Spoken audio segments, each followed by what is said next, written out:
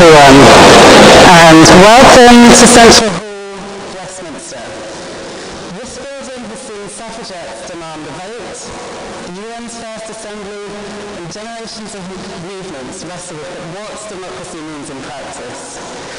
Today, it holds another test, whether progressives can offer answers in an age where trust is low, bills are high, their own base feels left behind, and the right is rising. I'm Yvette Cooper, a political correspondent at The Guardian. Our newsroom has a long tradition of holding truth to power, challenging misinformation and disinformation. It doesn't always make us popular, but ultimately that's the point. Normally I'd be sitting over there in the press pack, but today I've been asked to guide you through this year's Global Progress Action Summit, here in London and in Europe for the very first time. And what a year for it to land here. The stakes are incredibly high. Because let's face it, ordinary people are not talking about progressive ideals, they are talking about Sudan and beyond, where people are being deprived of food, water, and aid. People are being held hostage. They're talking about the cost of living crisis, child poverty, homelessness, antisocial behaviour, mental health, and qualified young people unable to get jobs. They're also talking about Reform UK surging in the polls. Across Europe, centre-left governments are wrestling with migration, energy insecurity, and populist movements. In North America, progressives face fractured trust and institutional fatigue. Meanwhile, climate change is accelerating inequality worldwide, but there is hope. Progressives don't always lose. They're in power in Australia and Canada and here in the UK. And today, they're not here to just argue, but to trade notes. The Centre for American Progress, Labour Together, and IPPR have convened leaders from 5 continents attempting to answer questions around AI and governance, migration, national security, the economy, and democracy itself. Without further ado, welcome to the stage Johan Hassel from Global Progress Action Mission, Matt Upton from Labour Together, and Harry Quilter-Pinner from IPPR.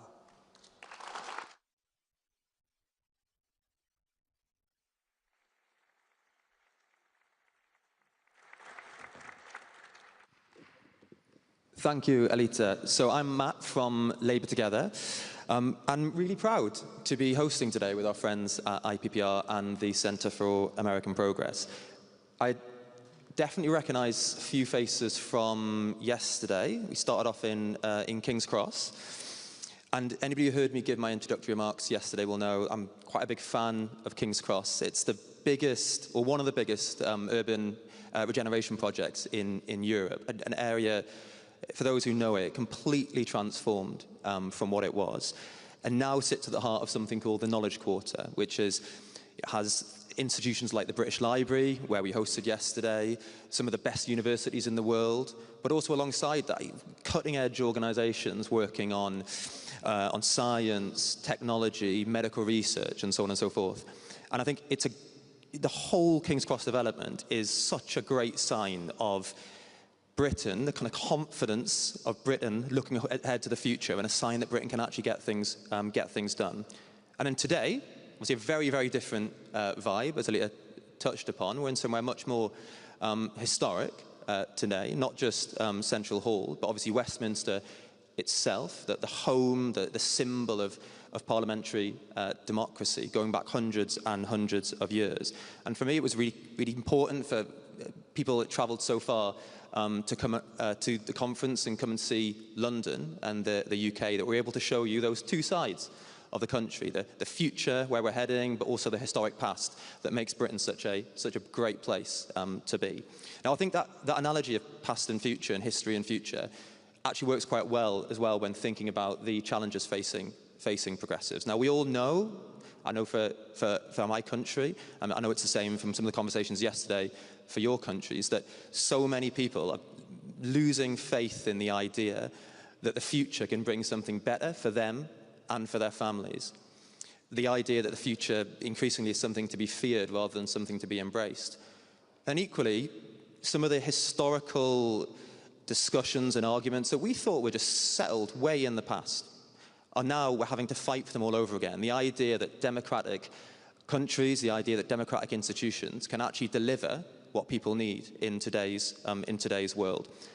And I think that is the challenge that we face as progressives. Do we have the answers to those questions? And I mean, sometimes I think we can lack confidence in this. I don't mean reacting to what populists are saying. I mean, do we have the answers? Are we on the front foot? Can we show that this is where the excitement, the energy is around some of the big debates in policy and in politics? Now, yesterday, from the conversations that I had, I think we showed that is the case. Today, when you look at the exceptional lineup that we've got, I think we'll prove it again. But I will hand over to Johan to say a little bit more about the conference. Thank you, Matt.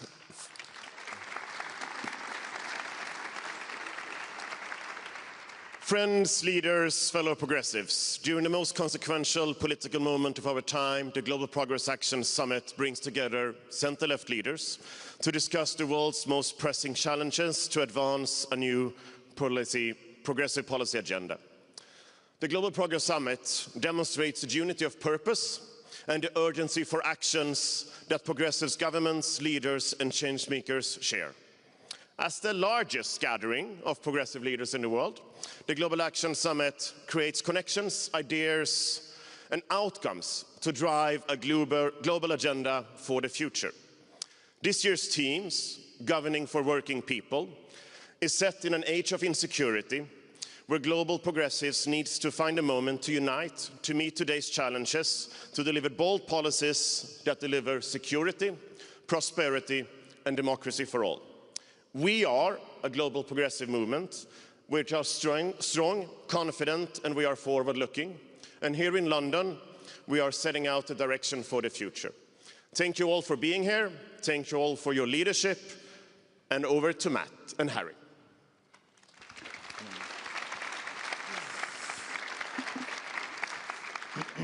Hi everyone. So Matt has welcomed you all to London and Johan's told you about the history and the heritage of the Global Progress Summit. So it falls to me to tell you a bit about what we're expecting here today and the program that we've built for you. So the context today is really clear. A quarter of the way through this century, everyone everywhere, seemingly all at once, wants out of the status quo. And the question is, what do we move into? What's the new consensus? And so far, the populist right is leading that argument, both at the ballot box, where we see that in recent decades, nearly half the population are either voting for populist parties or they're not voting at all. And both of those groups are basically rejecting the status quo. But also in the battle of ideas, particularly in the last few years, what we've seen is the terms of the debate being dominated and set by the populist right. Whether it's on what the state is for and who it should be governed in the interest of, who gets to be a citizen and what the rights and responsibilities of citizens are, or how nations should relate to global markets and to other nations. This means that progressives need to renew. We need to be able to come up with better answers to the big questions that voters are putting to us and be able to solve the daily challenges that people face. And today's program has been built to try and showcase some of the energy and the ideas and the dynamism that we see across the world where progressives are in power. Without new ideas, we risk either reaching back for old ones and trying to repeat the past, and that will not work in this new future, or trying to imitate our opponents, which only boosts their brand and heightens the divisions they flourish on. So in this context, the most valuable resource is imagination, is new ideas, is being bold and confident and making distinctly progressive arguments about what the world needs now and why we have the answers to the challenges people face. And so I hope what you'll see on stage here today is a host of leaders and thinkers and activists who are making those arguments, who are doing the hard work. And I hope that we will be part of a conversation that helps define what comes next. Before I step away, you're going to see a host of amazing stars on stage here today. But the real stars are those that have managed to put this conference on. And backstage, downstairs right now, making sure that we're all here and that we're able to have this conversation. So I want to say thank you to all of the teams from CAP, from IPPR and Labour Together who've made this happen. And in particular,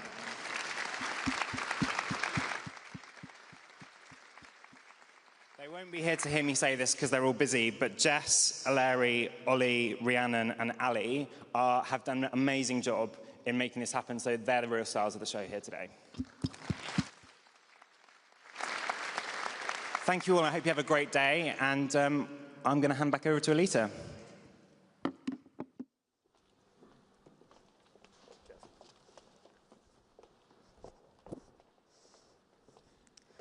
Welcome again, everyone. Now we're moving on to our next session on the AI dilemma.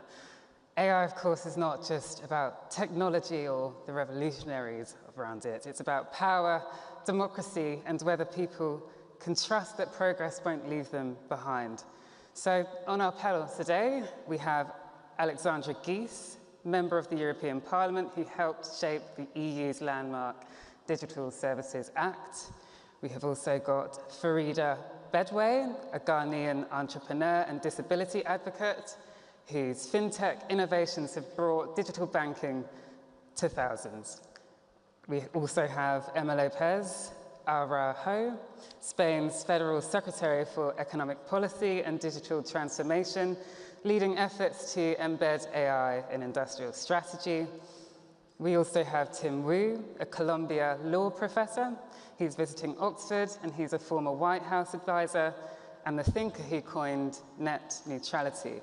And guiding the conversation, we have Megan Shahi from the Center for American Progress. Over to you, Megan.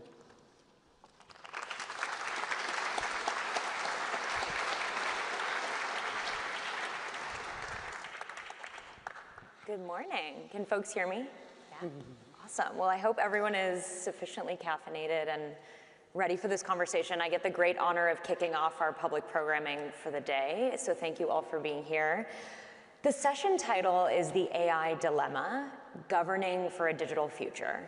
And I think we're at a really pivotal moment in society as progressives, and really at the intersection of democracy and a choice on choosing democracy going forward for our future, and the advent of technology, particularly with the way generative AI and AI has really come onto the scene and blown up in a very big way.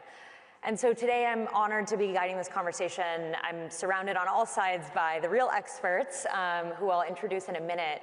But the big question we're really seeking to answer here is, how do we govern AI as progressives in a way that protects people, strengthens the economy, and simultaneously prevents and mitigates the far-right authoritarian regime and the risks to the way we really see AI thriving in the future, and how to manage those risks and also simultaneously manage the opportunities, of which there are many. So with that, I will introduce our panelists, and we'll get things started. So to my right, we have MEP Alexandra Geese, hailing from Germany. Ms. Geese is a leading digital policymaker within the European Greens, who played a key role in developing the EU's Digital Services Act, or DSA. She sits on the Industry, Budget, Internal Market, and Women's Rights Committees in the European Parliament, and is a prominent voice on international and social issues.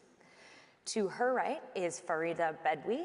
Ms. Bedway is a leading tech entrepreneur who co-founded Logicel Limited and pioneered the development of GCoody, a cloud-based banking platform now widely used by microfinance institutions across Ghana. She's on the board of Ghana's National Communications Authority, previously worked as a principal software engineer at Microsoft, and is currently a platform product consultant at Digital Opportunity Trust, where she's part of the team building and managing digital systems that support innovation and youth engagement across Africa. To my left, we have Emma Lopez. Ms. Lopez is the Spanish Federal Secretary for Economic and Digital Transformation and deputy spokesperson of the Spanish Socialist Workers' Party. She's advised successive prime ministers and has been central to setting the country's strategy on economic, industrial, and digital issues. And lastly, on the far left for me is Tim Wu. Tim is a professor at Columbia Law School, the former special assistant to President Biden for technology and competition policy in the Biden-Harris administration, and now visiting at Oxford. He coined the phrase net neutrality in 2003 in the White House and was hailed as the architect of the administration's anti-monopoly agenda. Lastly, he authored the forthcoming book, The Age of Extraction: How Tech Platforms Conquered the Economy and Threatened Our Future Prosperity. So with that, quite the bios. We'll dive right in, wasting no time. So I will open with a high-level question that I would love all our panelists to really start with. Enmo, we'll start over with you.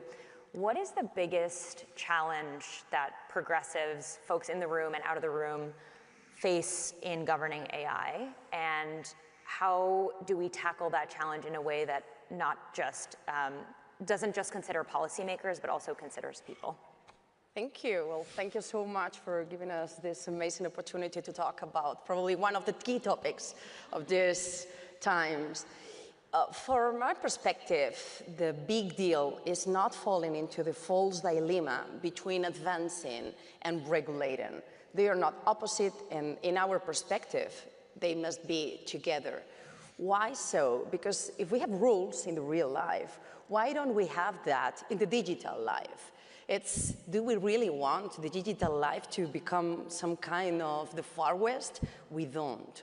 But actually, we cannot deny the advance. We need to embrace it. And to embrace it, we have also to create public policies that doesn't leave anyone behind. That has been on the mind of the Spanish government during all those years. For us, it's very important not only to create like the material conditions for AI to develop, for instance, 5G in almost the full territory of Spain, but also this high-speed velocity broadband. It's right now in the 95% of our territory, but also giving grants to all these small companies. The 95% of our companies are really, really small. We call it pymes. And giving them the opportunity to also embrace that technology. And also we're talking about rights. We have passed this digital act with rights, and not only we've created an agency to protect and to preserve all those rights. We are talking about digital disconnection, we are talking about neutrality, we are talking about things that in real life are so clear, but they must be also in the digital life.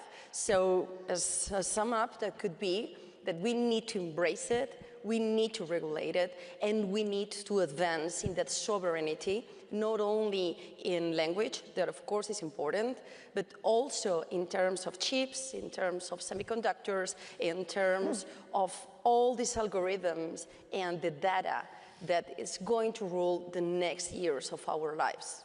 Thank you. Tim, we'll turn to you. Sure, thank you. It's great to be here. I think this conference has been great and very inspirational and motivating, so thank you again for having me on this panel and being here in general. I think the rise of artificial intelligence does pose significant challenges for the progressive movement, and I'll say why. I think it's very important for progressives that we remain a movement that is serious about the future, serious about growth, optimism, building an economy, and no one wants to be in the country that's left behind. Exactly. On the other hand, I think we do have to learn from some of the lessons of the last revolution, of the internet revolution itself. The promise in that time, thinking back to the 90s and the early thousands, is that the internet was going to make everybody rich. It was very simple. Didn't matter where you go. Geography was no longer going to matter. Doesn't matter where you were, everybody was going to make it. Because you could work from home, you could invent an app, you could do this, you could do that, you could do this. 30 years, 40 years later, 30 years later, we look back, and in fact, there was an acceleration of the process of winner regions and loser regions that was accelerated by the internet. And when you think about it, what happened was that mainly the returns went to the platforms, mainly in the United States, mainly on the coasts. And the rest of the world, and where I live or lived in most of the United States, got a lot of great stuff, was able to buy things quickly and so forth, but didn't reap the same kind of returns. And so I think as the AI revolution goes forward, I think we have to have that example in mind.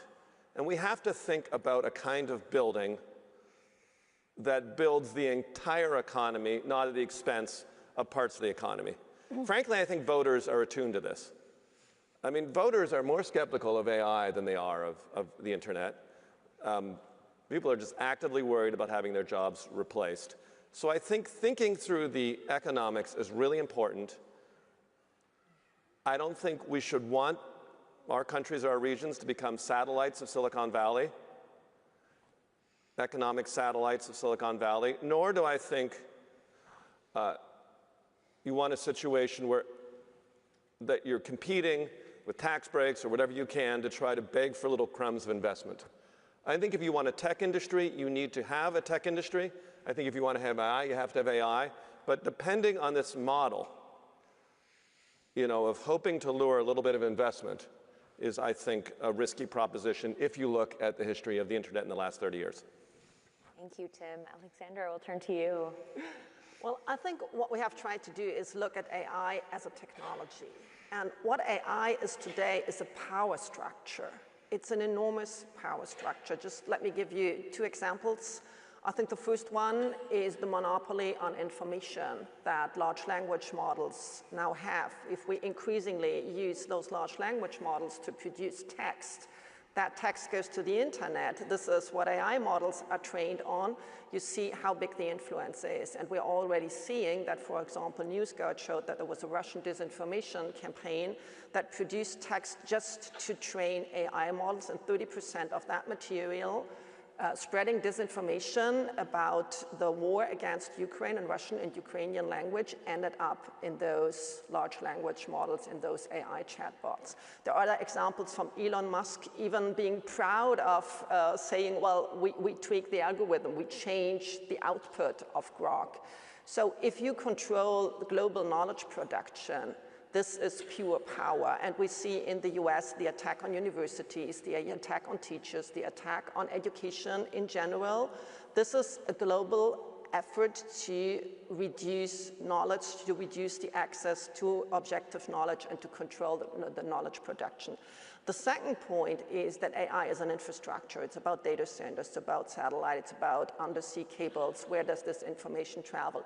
It's about having your products and services used by basically every European company. I speak for the European Union here as a European Parliament lawmaker. So that gives you a power to blackmail people, very simply. And now we see many of these companies teaming up with President Trump as basically their first lobbyist, who is asking the European Union very, very actively and threatening us with visa restriction, threatening us with sanctions, threatening us with tariffs, that we make a big exception for US companies that don't have to abide by our laws. So this is attacking sovereignty as such. This is taking away the sovereignty from the people. If we believe in democracy, the sovereignty lies with the people. And what some of these tech companies, together with the Trump administration, are saying, no, we decide what you can do. We decide your regulation. We decide your legislation. We decide whether you can or cannot protect your people. And that is totally unacceptable. And the third point is, where does the added value go? It's the value extraction. I hope Tim will elaborate on that a little. Because the big promise is an increase in productivity. But where exactly is that increase in productivity? Is that really in the industrial production? Or is it more the possibility to have less workers you need to pay? In that case, those workers were paying taxes. Now they might need social services. So where does the added value go? Does it stay in Europe? Does it stay in the place where you employ the AI tool or the infrastructure? Or does it go to a different country and is not contributing to the welfare of the people living in that country? That are the big questions. On the other hand, what is the solution? I think it is actively engaging in that space. I'm not only a lawmaker, I'm also a founder of the Eurostack initiative. That is a movement together with the industry to build a European digital infrastructure. And this is not about creating a wall around Europe. It's about breaking up those walled gardens, breaking up those monopolies, creating open standards, using open source software, creating a network of companies producing AI technologies, AI tools, and everything that goes with it, the infrastructure that goes with it, not only in Europe, but also all over the world by companies and jurisdictions that do not want to accept that power structure, but that want to keep that technology open and servicing the people and not just a few billionaires. Thank you. Farida? Okay. So for me, the whole of yesterday and the sessions, I felt very excluded because Africa wasn't mentioned at all in the conversation.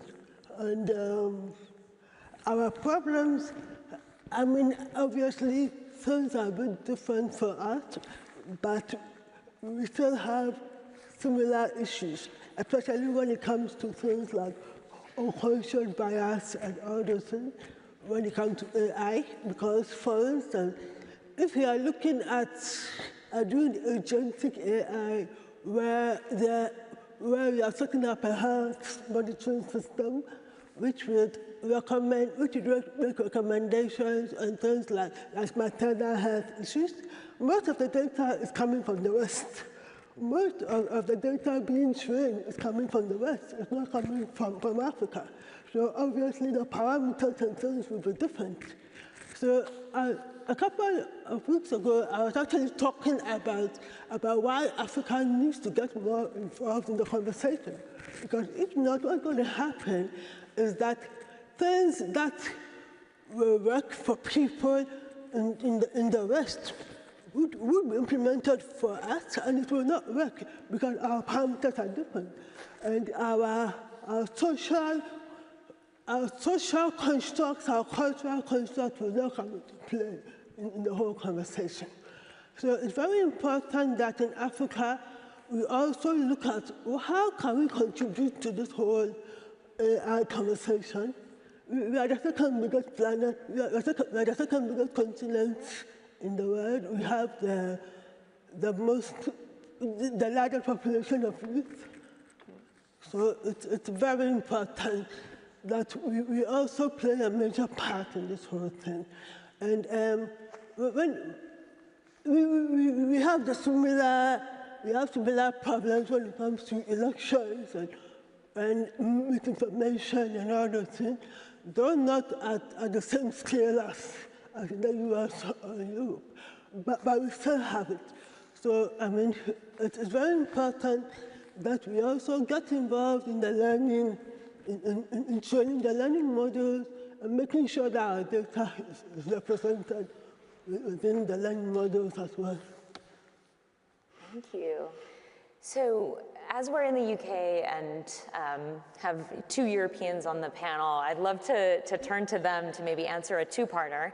That tension between regulating and innovation. We talk extensively about it in the United States. It's part of the reason that the right defends the lack of regulation for technology and that they believe it will stifle innovation and that it is a zero-sum black and white game. And we've seen cases in Europe that really prove that otherwise. And we have two experts here who have worked directly on various pieces of regulation in Europe. And so maybe we'll start with you, Alexandra. How did you approach the DSA and the AI Act when it comes to the right protections, but also not stifling innovation, or really responding to that argument that you're trading off against innovation in order to protect? And how do you respond to that with other members in Parliament and the kind of folks in the room? And then, Emma, you talked about this in your opening, but how do you think about that as far as when advising the Spanish leadership in navigating this issue? Well, I contest that there's a trade-off between innovation and regulation. There's good regulation and there's bad regulation. And what we shouldn't do is bad regulation. I think that is the point. And just to make an example, I don't know if anybody has seen the Netflix series Dope Sick. It's about the opioid crisis in the US, and there was this one scene where the Sackler family starts discussing, well, you know, we should start doing this in Europe as well. We should get doctors to prescribe these opioids, highly addictive, one of the big causes of the opioid crisis. And then after like a minute, they rule it out because they realize that would never fly in Europe. It would just never work. Well, in the US, it was sufficient to buy the one single person signing off that from the FDA. This is why in the US, the number of drug-related deaths per 100,000 is 10 times higher than in Europe. It's because we have better regulation. So that's good regulation. I totally agree. In Europe, we have a lot of bad regulation. We have a lot of paperwork, and we should get rid of it. But let's look at what is good and what is bad. So what we did with the Digital Services Act, for example, we have different company sizes, basically. We look at how big is the company, is there a risk coming from that company? So for smaller and middle-sized companies, the obligations are very, very basic. And I really defy anybody to find a European company contesting the DSA on the basis that it's too much red tape. While we do have serious obligation for the very large online platforms, the ones with more than 45 million users in the European Union. That's like something like 25 companies. You know, this is how you do good regulation. You look at what is really the risk and how can respond companies to that, and then you do targeted regulation really addressing that risk. This is how you need to do it. Can I just add something? Yes, please. So when it comes to regulation, I'm a software engineer by profession, and you don't want to kill creativity. That is what regulation can do. It can kill creativity because then people will not be as innovative as they want to be, because they know that if something new is coming up, it could be subject to regulation, and it could be, the idea could be mixed from the beginning. So at the end of the day, there has to be a real balance, because the difference between the health industry and the technology industry is that with the health industry, you're just addressing one illness or one sickness or something. That is what you're solving. But with technology, the possibilities are endless. You don't know what can come out of anything. I mean, I can sit down to write something, then before I know I have come up with something that I didn't even think about. So if I have a regulatory body that is actually monitoring my work and telling me I can only do A and I cannot do B, then it would kill the creativity. So we have to strike a real balance, and I don't think we have been able to get it right up to now. That is why the social media platforms and things are largely unregulated, because where do you draw the line? Thank you. Emma, turn it to you. Regarding what we were saying in our yesterday's conversation, we have to link all this AI discussion with our will to protect our democracies. That's something that is super important. It's not only about individual rights that it is. It's also about how to keep safe our democracy. How can we prevent the attacks and intervention in our elections? How can we keep safe our people from all this deep fake news, where in the future, but it's not that far away, it's going to be super difficult to define what is real to what is not. So in that case, AI Act and all the legislation we've done in Spain, I think is crucial to protect what we have and stop being like, I don't know how to say it, like probably in a weak position. So there are some stats that says that in 2035, 58% of our jobs, of our employments, are going to be affected by AI. That's also an opportunity, because that could mean an increase of 8% on the GDP. That's really good. And it hasn't been necessary to lose all that jobs, but only we are talking about improving the way that we work, like losing all these mechanical tasks that last us, and also a great opportunity to increase our productivity. For Spain, for the Spanish economy, for instance, that's a huge deal. But it needs, for instance, for trade unions, how to train all our people to embrace that technology without leaving it behind. It could be also a great opportunity to stop all this bureaucracy, to put together the administration and the citizens, because you have the opportunity to talk to the administration in your natural speaking, in your natural language. So you just talk with the machine and say, please, I need that, and it's gonna be much easier and also quicker. So for that instance, that could be not only something that could be weak for democracy, but also a strengthen. And I think that's the point of view that we need to tackle, to embrace that opportunity and to avoid all the risks. Tim, jumping off the economic incentives and impact on economy point, we talked a little bit yesterday about some of the kind of concentration of power and wealth beneficiaries being among the platforms and the LLM developers. Yeah. From your time in the Biden NEC and your forthcoming book, which we're all excited to read, how do you think about addressing those perverse incentives, right? We talked yesterday about how I spent time at the platforms, and they're set up in a way that will be able to change, really. And so how do you think about that, and what's your advice for this group as they navigate this? Yeah, I think it dovetails with what was just spoken about as, this trade-off between growth and regulation. So I won't deny, I think it's fair to say that over-regulation can hurt growth. I don't want to lie about that. But there's a very big difference between that and making sure that the spoils of the wealth created are distributed more evenly than last time.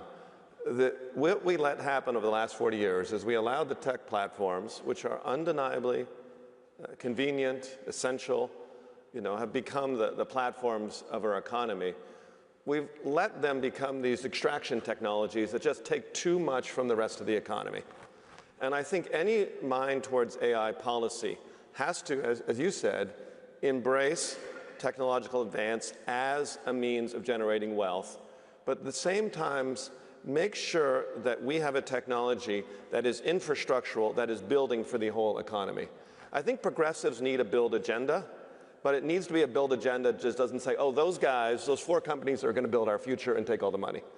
It has to be, how are these AI platforms, how is this kind of infrastructure, maybe like the railroads, maybe like electricity, going to support a lot of other economic activity? That is the kind of build agenda I think progressives can get behind. I think progressives need to harness the power of AI. I mean, this is an incredible time to build things. This is a period where there's all kinds of possibilities. We should, there is this opportunity for flourishing, for countries to build different kind of companies than ever before, kind of the original promise of the internet. And the question is the kind of policies government takes to allow the entire economy to build, as opposed to hoping a few companies are going to build the whole future for us and take all the money. Thank you. Yeah. One of the themes that I think came through there and that has come up yesterday extensively is on messaging and how the left, I think, can candidly do better than we have been historically. Alexandra, what is your, we chatted in the working group yesterday, what is your advice or your thought on how we can really scale a smaller number of succinct messages across the progressive movement? How would you advise this group to do that effectively if you were given the chance, which you are in your position? Well, to that in a second. I think it's important to challenge that dominant narrative, like, for example, innovation versus regulation, and say innovation is what serves the people and the planet. That is, for example, I think a message we could all agree on in the progressive spectrum. and try to bring that message everywhere, and then have people, telling you what exactly does that mean. For me, it means, as a European lawmaker, it means we support European industry, we support European companies. I mean, we are supposed to be the progressives who don't necessarily accept the status quo. Who has said that 5 companies would control all this AI power structure? We can build something else. I mean, Taiwan has shown how to do that. India is showing how to do that. Why shouldn't we do that and support that effort as progressives to create a more distributed form of power where everybody can harness the potential of artificial intelligence, but we also have the democratic power as legislators to protect the people from the harms, and we're already seeing the harms. I think that is a common message. Artificial intelligence really needs to benefit the people, and in order to benefit the people, we need a lot of companies working on it in a very networked way. It needs to be open, it needs to be transparent, and let's do this together. Thank you. Farida, you had really good points about bringing the Global South into the conversation more prominently. And that's something really a priority for global progress as well, in really uniting the perspectives on AI and on progressive issues more broadly. How can we, as progressives, do a better job of incorporating the importance and the feedback and the prominence of the rising Global South, and how technology impacts the Global South maybe in different ways than it does other countries? How can we do better at incorporating that perspective? So I think you need to engage a lot more with African tech companies, as well as the governments. They are very important, because we have a similar problem as she just said, because of where the data is. Data is the most expensive commodity these days. But if you have data, you have everything. Our data is being housed within these 5 big tech companies. We have no control over it. So I think I've been advocating for Africa to have its own data centers where we can house our data, where we can train our own data models, so that we will not be reliant on information from the US or wherever, because it's scary knowing that your whole infrastructure and everything is being housed in a country or in a region which if today they decide they are going to cut you off, you're screwed. So it's very important that you come and you listen to us. Because for too long, the West has been telling us what to do, instead of asking us, how do you want us to help you? The conversation has to change from do this to, we are partners, how can we work together to make the world a better place? Thank you so much. Thank you. That's time. So unfortunately, we have to wrap it, but a round of applause for our panelists.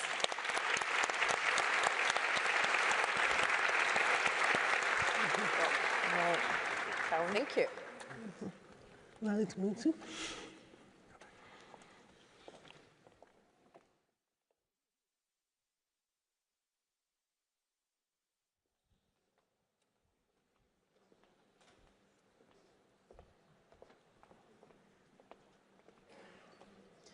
Well, our next section takes us to one of the defining challenges of our time.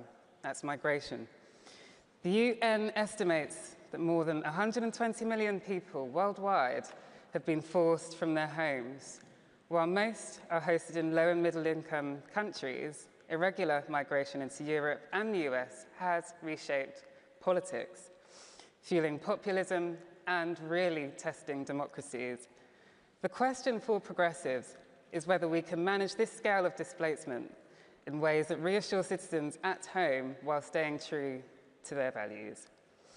On the next panel today, we've got Peter Hummelgaard, Denmark's Minister of Justice from the Social Democrats, Diego Rubio, Director of the Cabinet of the Prime Minister of Spain, Dan Restrepo, Senior Fellow at the Center for American Progress, He's also a former advisor to President Barack Obama. Frank Sherry, founder and chief executive of America's Voice, long a leading advocate for immigration reform in the US. And guiding this conversation, we have Christabel Cooper, Director of Research at Labour Together. Thank you. Over to you, Christabel. Thank you. Thank you very much. Welcome everyone to this panel on migration. It is entitled Migration, the Global Governance Challenge of Our Time, and I don't think that that is an exaggeration. Within the last few days, US President Donald Trump has told the UN it is time to end the failed experiment of open borders. You have to end it now. Your countries are going to hell.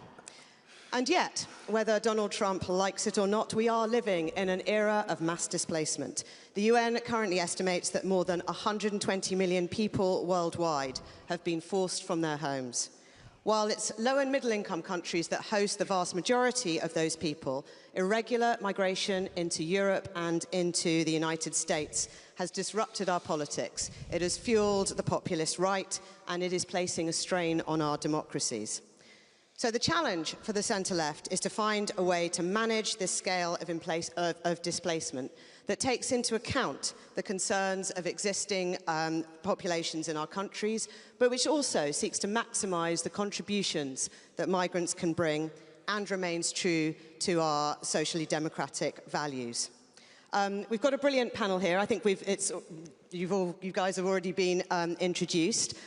So I won't go through that again, though I would just like to add a special thanks to Lasse Ryberg from Denmark, who has stood in at the last moment. As many of you may be aware, the Danish delegation, much of it has not been able to arrive due to what we can only assume is Russian aggression in closing Copenhagen airport at the moment. So big thanks to Lasse for standing in. And I will come to Lasse first.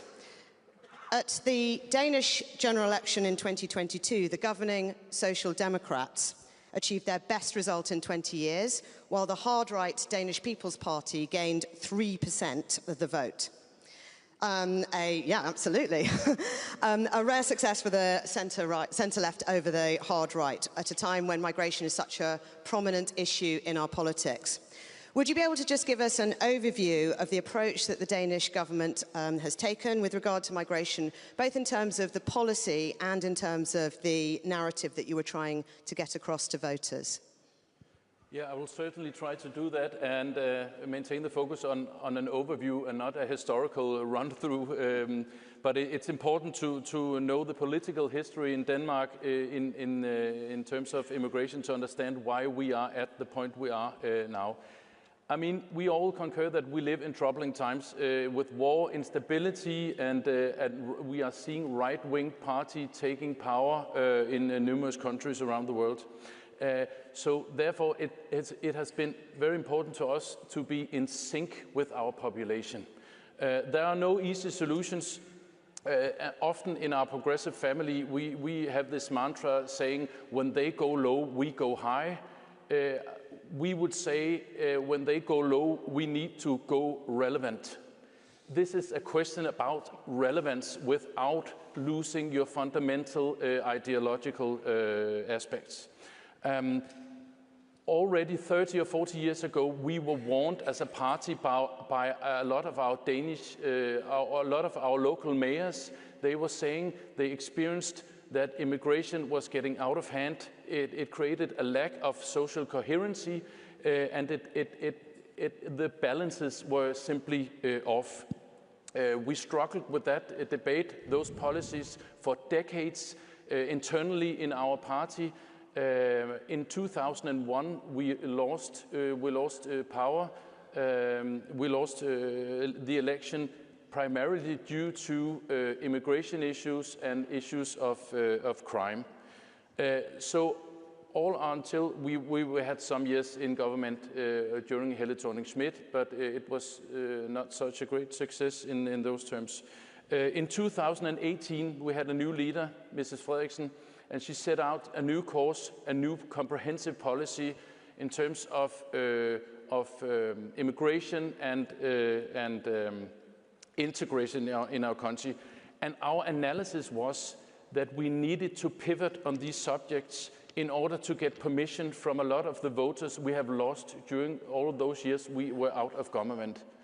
We had a lot of policy propositions that were a good thing for them in terms of pension age, early retirement, expanding welfare, but they simply weren't listening to us because of our earlier positions on immigration and integration. And one other thing, and that's hard to choose, but the aspect of being authentic on this subject cannot be understated. Mrs. Frederiksen, she usually says that voters can spot if you are talking about a firm stance on immigration while you're crossing your fingers on your back. They can sniff it out, so you actually have to mean it, and that's a harder thing to. You cannot choose that. You must own it in your heart. Yeah. All right. But in our 2018 pivoting policy, we had clear goals. We need secure borders. We needed to protect our young girls in Denmark from social control within their families. We need to increase and secure social coherency in public areas of public social housing. We need to protect the wages set up in collective bargaining. We had an ambition of bringing down or contributing at least to bring down the numbers of casualty in the Mediterranean, all the refugees and the migrants crossing the Mediterranean. And we are a small country, 6 million inhabitants with high benefits. And when you arrive in Denmark legally, as a migrant, as a refugee, you instantly get benefits. So of course we also need to maintain some kind of balance in terms of numbers. So with focus on responsibility and rights, we set a new course. Just to point out some of the actual policies, we raised the legal marrying age for non-citizens. We are seeking to establish centers for refugees in countries outside the EU. We pushed for more deportations when people are convicted for violent crimes. And we are actually relocating people, both immigrants and Danes, from the most burdened social public housing areas in order to gain social coherency, in order to re-establish those balances. And as said before, the Danish People's Party, they were at 22% in 10 years ago, and now they came out with 3.5% the last election.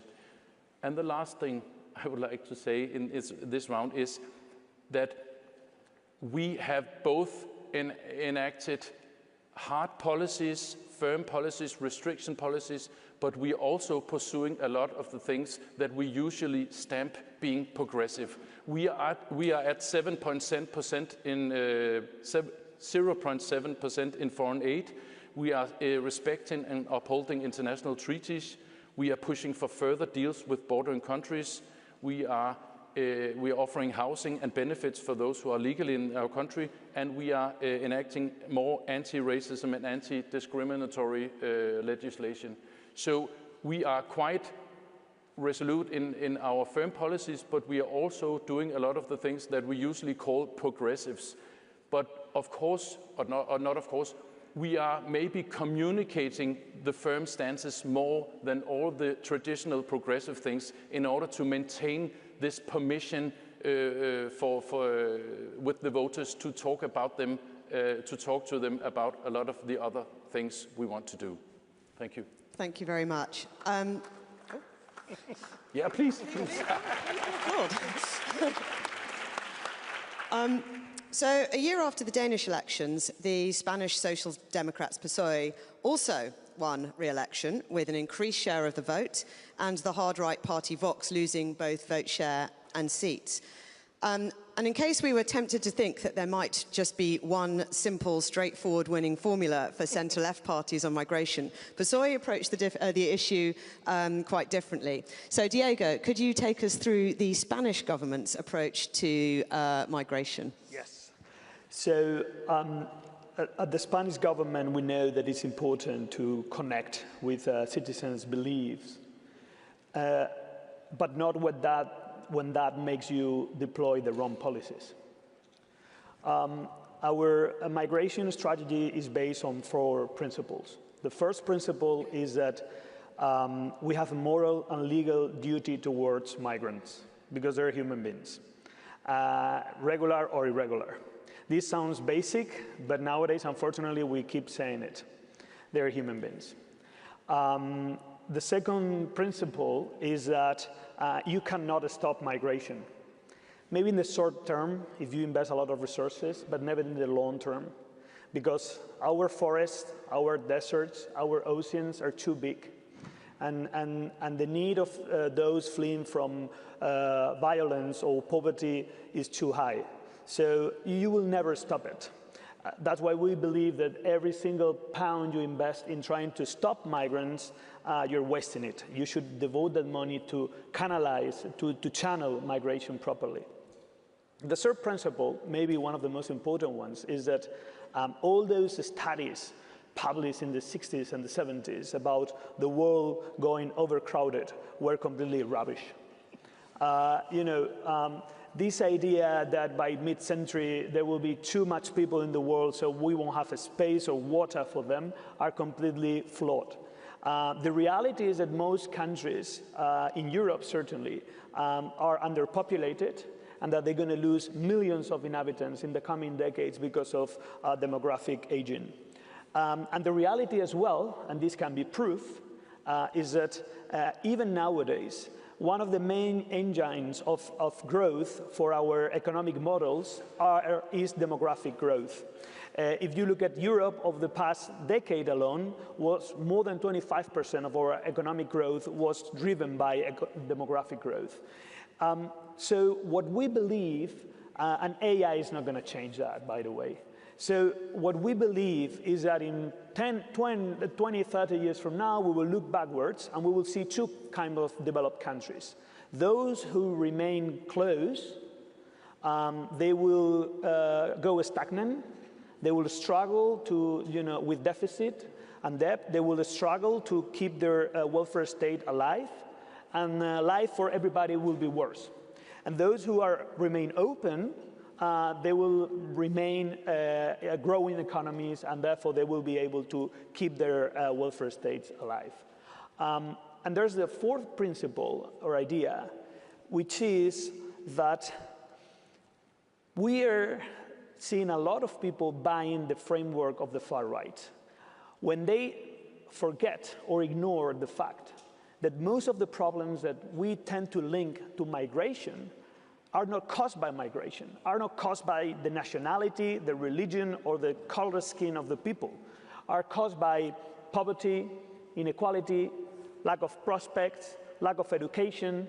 So where you need to solve those problems is not to follow the far-right agenda and say we have too many migrants here. What you have to do is to invest in public services, in welfare state, because in housing, that's how you're going to really solve the problems for all the migrants and for your local citizens. This is the way we see it. And by the way, it's working. It is working.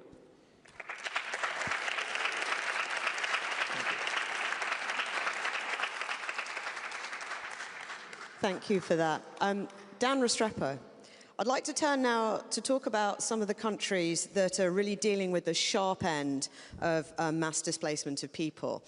Yeah. Around 8 million Venezuelans have left their country over the last decade, and around 3 million of those are currently in Colombia alone. So these are huge numbers. For context, around 6 million people have fled from Syria, with about 1 million people from Syria across the whole of Europe. So Dan Restrepo, how did countries like Colombia deal with this mass displacement without losing political consent? And I think it's important to look at Colombia's experience and Latin America's experience. As I know, when we look at migration in the Americas from a US perspective, we spend a great deal of time focused on the 15 to 20% of the migration that actually gets to the United States. And we spend far less time understanding how a region has dealt with the other 80 to 85%.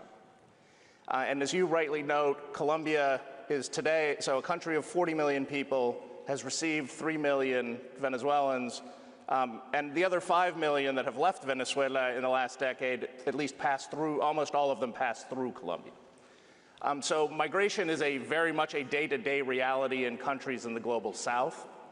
And I think to look at what Colombia has done, and this is obviously not my story to tell, and it, quite frankly, from a political perspective, would have been more compelling, I think, from the person who was supposed to be in this seat, who is the former mayor of Barranquilla, Colombia, Jaime Pumarejo, who unfortunately couldn't join us at the last moment.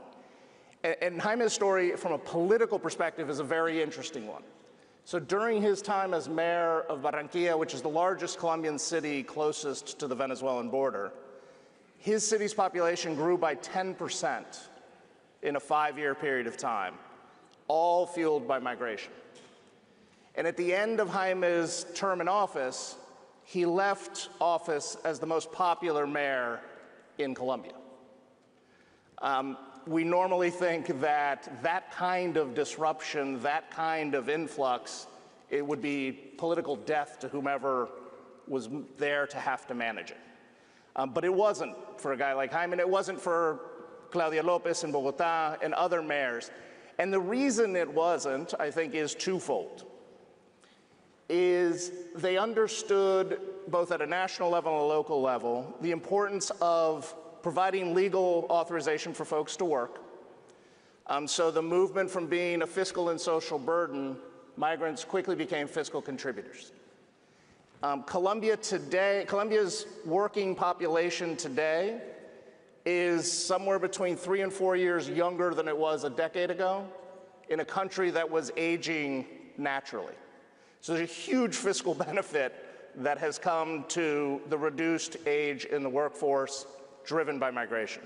And they allowed that to be tapped into by providing legal status. And the other is what I call a host community. They took a host community approach to managing migration. Understanding that the social and fiscal burden falls on local communities where migrants arrive. And they decided to support the communities rather than just or even principally the migrants who were arriving. So you weren't fueling social tension by providing, quote unquote, special benefits to the new residents of Barranquilla or Bogotá, but rather to the communities that were becoming their new homes. And obviously, if you're supporting those communities, you are also supporting their new residents. But doing that together, I think allowed kind of a social permission structure to take hold and allowed folks, again, to become new residents of those communities and to become contributors to those communities in a way that is, again, it's not perfect. Xenophobia is present in Colombia and elsewhere in the Americas, but has been tempered in a moment, in a decade, where you have seen unprecedented mobility in the Americas, because again, 25 to 30% of global mobility is taking place in Latin America and the Caribbean, which is home to only 8% of the world's population. Thank you. I think that's so interesting, talking about contribution and support for communities as key to kind of buying political consent for really those absolutely extraordinary number of migrants that Latin America is hosting at the moment. So, Frank Sherry. Hello. Hello. Hello.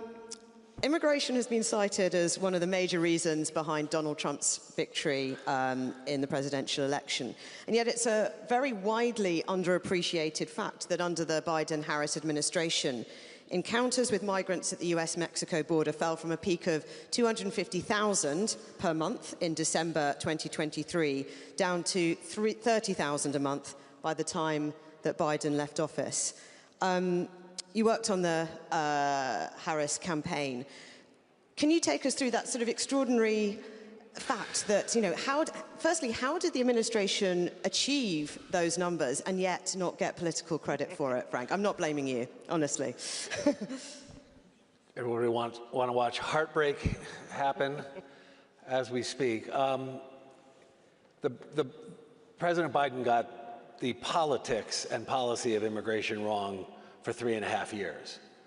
And by the time the Biden administration got it right, not so much because of him, but because of policy officials at the senior level who got together and cracked the code. So what they did is they combined meaningful international cooperation from Mexico and other countries in the Americas. Dan had a big role in that. They also made it very hard for people to cross the border illegally to apply for asylum so that they weren't just let into the country and put into 7-year backlogs, meaning they were never going to be removed. And they expanded legal pathways so that people could apply for refugee and humanitarian visas. The combination undermined the business model of the smugglers. It made much more sense for a Venezuelan to apply for a humanitarian visa, fly in an airplane into America, be met by a sponsor, and have work permission, than to pay $10,000 to go to the border, be turned away, and be unable to get into the United States under law for years. So the incentive structure shifted. And so I give credit to the White House officials who got it right. I don't think President Biden actually kind of got this issue instinctually, and it's a big problem. But I think we can learn something from it. Look, I've worked on this issue for 40 years in a variety of capacities, now as a think tanker, which is new to me. I think it means I can say whatever the hell I want. But the things that work, at least in an American context, are that you've got to take the issue seriously because the voters take the issue seriously. It's not just a right-wing issue. It's an issue for it was the #2 issue in the election. And so when President Biden didn't want to talk about it because his advisors said it'll increase the salience of the issue, it's a Republican issue, stay away from it, that ceded the narrative turf to Trump and the Republicans to define the issue. It was the Biden border crisis. It was the Democrats are the party of open borders. And with no countervailing contesting narrative, that took hold among many voters. And while inflation and cost of living was the main issue in the election, the late-breaking voters, the swing voters who decided late, they favored Trump over Harris on immigration and border security by 42 points. So we end up with an authoritarian using an immigration crackdown as the edge of the spear in his authoritarian project, rather than having a sensible policy that comports with where most Americans are. So here are the 3 things that I think for America, for the center left to get immigration right, you've got to take the issue seriously. That's not to say make it the only issue, but don't pretend it's not an issue. I think we'll see an example of the next speaker showing that in the UK they're taking it seriously. They're leaning in. Right? #2, you've got to solve the problem. All the messaging in the world doesn't work if you don't have a serious solution. And again, credit to the folks who brought solutions to bear in year 4 of the Biden administration, but it was too late to make an electoral difference. The majority of Americans want a balanced policy.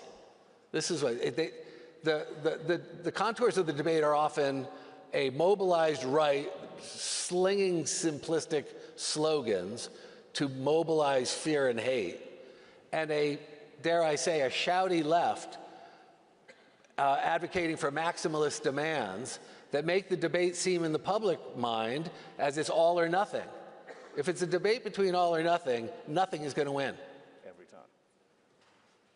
If it's a debate between nothing, fear and hate, simplistic solutions, scapegoating and xenophobia, and a balanced approach that says we're going to be a nation of immigrants and a nation of laws, we're going to make illegal immigration work and work to sharply reduce illegal immigration, that's where the majority of people are.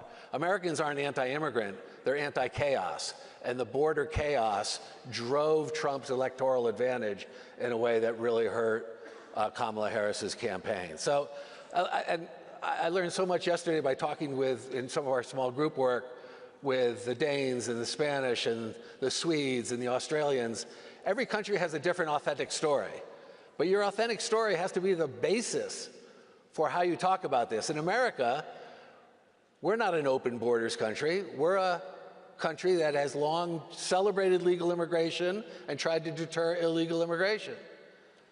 And when we tell that story of we're a nation of immigrants and a nation of laws, that's not some sort of tawdry trade-off. That is a statement of values. In fact, the best way to be either is to be both. They work together, because when we have more control at our borders, we have more generosity for expanded legal pathways. So I think that the center-left has to find its voice on this in a way that is not intimidated by the left, not cowed by the right, and it is not aping either narrative. It's having a center-left narrative that says we can solve this problem in a way, we can manage this problem in a way that reflects our values and serves our interests. Thank you, Frank.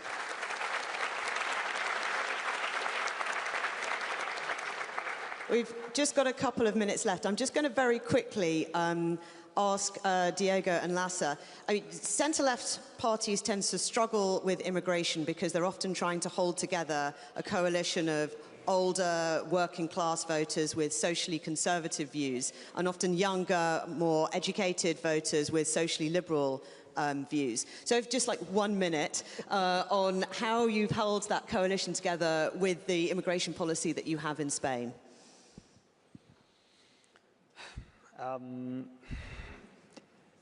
You know, I totally get your points about this is an issue, so don't try to ignore it. But at the same time, I think one of the mistakes we are making in many places is that we are buying the idea that this is the only topic. So we are limited in the whole debate on this, and this one of the effects that it has is it makes you forget how aligned you are in other issues with your allies, right? So I guess one of the ideas is keeping a coalition together is not easy, but we've been the first coalition government in the history of Spain, actually. And I guess the golden rule is start making friends among the ranks of the other parties, and then never lose focus of the things that unite you, and don't focus only on the things that divide you. And then, you know, in our case, as we were talking before, we have the luck that the opposition makes things much easier in many days. So. Thank you, Diego. And Lasse, very quickly. Very quickly, yeah, I don't know. We are not one of those parties or governments who feel that this is the only issue. We've tried to and been able to mostly to neutralize this subject. The vast majority of the Danish voters are behind us, and there's a big majority in parliament who supports these policies. So when we were a one-party government from 19 to 22, relying on the left on all other issues, they accepted that fact, and so they didn't overthrow the government due to their disagreement on those policies. And now we are in a coalition government with parties who also agree with this point. So I would say immigration is not only a financial thing. A major part of a vast part of our fiscal surplus comes from migrant workers from Eastern European countries. We welcome them, they behave, they work, they respect the law of the land. There's no problem in saying that, and we also do that. But if you are classical progressive and you tend to focus too much on the fiscal things, the redistribution, the financial things, but what about minimum wage? What about social coherency? You need to attend to all those factors if you don't want to lose the majority of the voters. Thank you. So I think my conclusion is that centre-left parties do not have to be powerless in the face of this issue. We've got different political situations in different countries, and the answers will be different in all of those countries. But I think you made an excellent point right at the beginning that whatever the solution, the government needs to be authentic. They need to make clear choices that are in line with the values that they feel authentically comfortable with advocating. And I think, you know, if they do that, they can both shape conditions on the ground and be able to influence the political narrative and be able to give an answer to Donald Trump's challenge.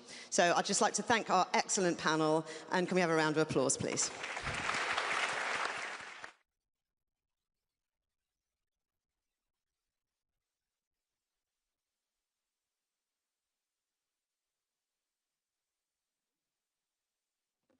Thank you so much to our morning panelists. They've been really, really insightful. Well, we're now going to take a very quick reset, and we'll be back in a few minutes. So make the most of this time. Thank you.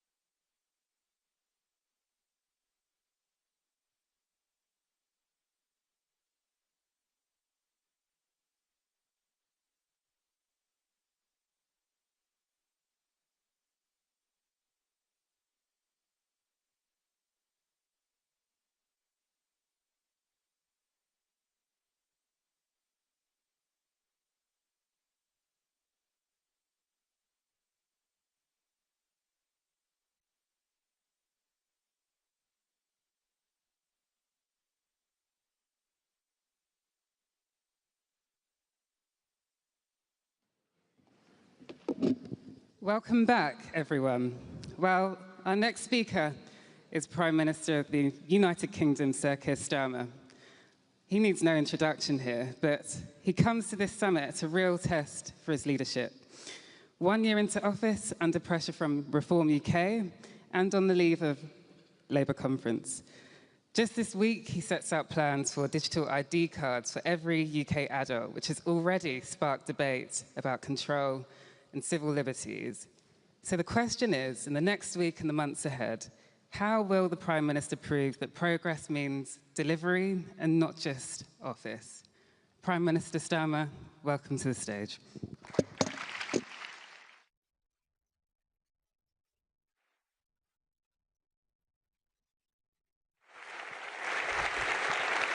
Thank you. Thanks very much.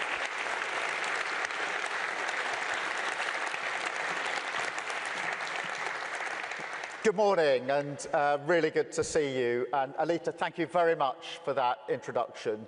Thank you to all of you here for joining us today. And can I take this early opportunity to thank all of those that work behind the scenes to bring this event together and allow us this opportunity to discuss. So thank you very much to them.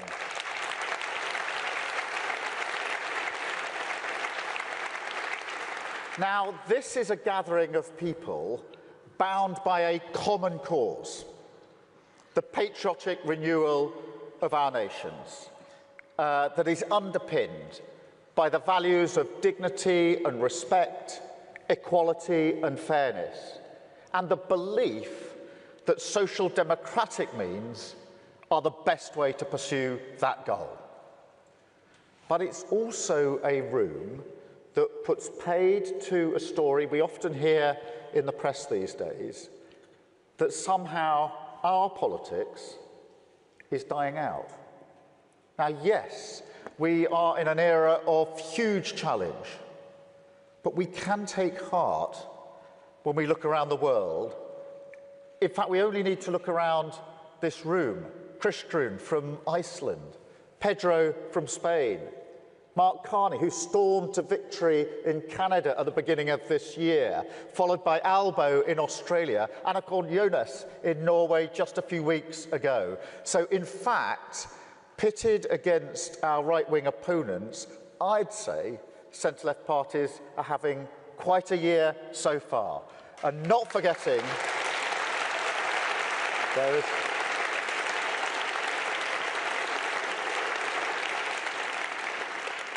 Good morning, Pedro. We're just hailing you being here. But not forgetting, of course, the Labour Party's victory in July of last year, getting a landslide victory here in the United Kingdom. So I'm sorry, I don't accept that argument that somehow our politics is dying out. But I do accept that it is now time for Social Democrats to confront directly some of the challenges and some of the lies, frankly, that have taken root in our societies. Because we don't just hear these stories about our politics, we also hear stories about our great countries, our communities, our cities, that simply do not match the reality that we see around us. And it's very good to have you here in London. I hope you've enjoyed yourself here in our capital city. Maybe gone out for breakfast this morning, popped into the pub for a pint last night, maybe enjoyed the last rays of sunshine in our beautiful parks. And if you have done any of those things or other brilliant things in London, you may have noticed that this city isn't the wasteland of anarchy that some would have you believe. But that, in a sense, captures what we're up against, doesn't it? And there are versions in all of your countries where places, institutions, communities are portrayed in a way that is a million miles from reality. A sort of industrialized infrastructure of grievance, an entire world, not just a world view, created through our devices that is miserable, joyless, and demonstrably untrue. And yet, in another way, and this is the challenge, also totally cohesive. because it preys on real problems in the real world, identifies clear enemies. That's us, by the way. And at its heart, its most poisonous belief, and this was on full display here in London just under 2 weeks ago, that there's a coming struggle, a defining struggle, a violent struggle for the nation, for all of our nations. And you don't have to be a great historian to know where that kind of poison ends up. And you can just feel it in a language that is naked in its attempt to intimidate. Because it's not careless or accidental. It's part of a strategy. They want politics to be a choice between globalists and nationalists, to draw a dividing line between the elites and the people, in which somehow our rich story of patriotism and pride, our common cause with working people, our deep roots in the trade union movement in our communities, the desire and demand of working people for a voice in their future is claimed by those who have nothing in common with them or their values. Only a cynical intent to exploit their fears to benefit themselves. That is what we're up against.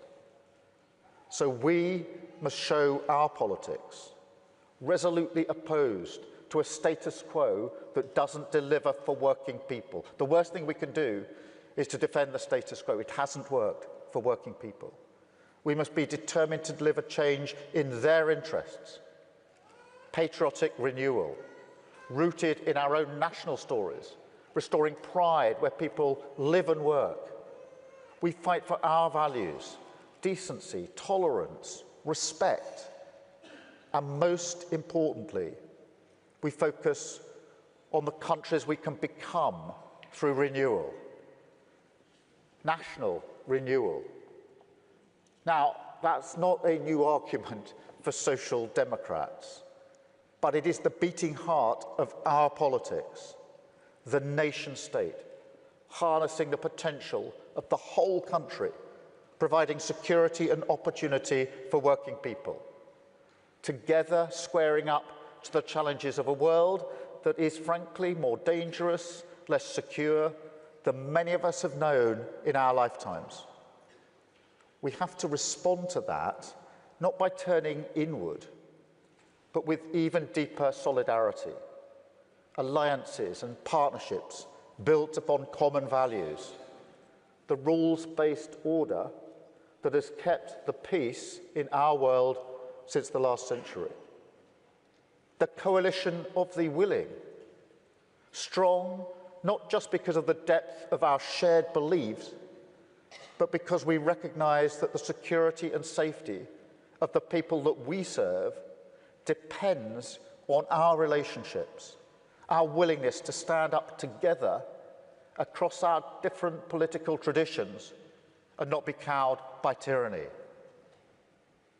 But to protect strength abroad, you do need security at home, economic stability, an approach to economic growth that can create wealth more fairly in the first place. Proud working-class towns and cities, so often disenchanted with mainstream politics because the economy does not work for them, and because that's been true for a very long time. And they're losing trust in our ability to deliver the change that they want to see. They don't want handouts or help. They want to stand on their own feet. I'll give you an example from the United Kingdom. Yesterday, we announced £5 billion to be spent by local people, however they see fit, in their communities, restoring a pub, reviving a community hall, reopening a youth club. But the important thing is not coming cap in hand to Whitehall to get the green light on a project, but actually allowing control to be with the communities where the funding is going, so they can choose what it's spent on, because those with skin in the game know what's best for their communities. It's about restoring control and agency, having the respect for working people to choose what's right for them. And that is how they stand proudly as partners in a social democratic nation. So our approach to the economy, investment, yes, of course, in everything from defence to energy, creating good, well-paid jobs. Industrial policy, yes, of course, our proud heritage of making things, relighting the fires and the factories across the country. In public services, absolutely, for all of us, from healthcare to transport, and financial prudence, which is non-negotiable. But it does also mean stripping out regulation so we can build more and build more quickly. And the private sector can create wealth in every community. Now, some people call this approach abundance. I have a different phrase for it, social democracy.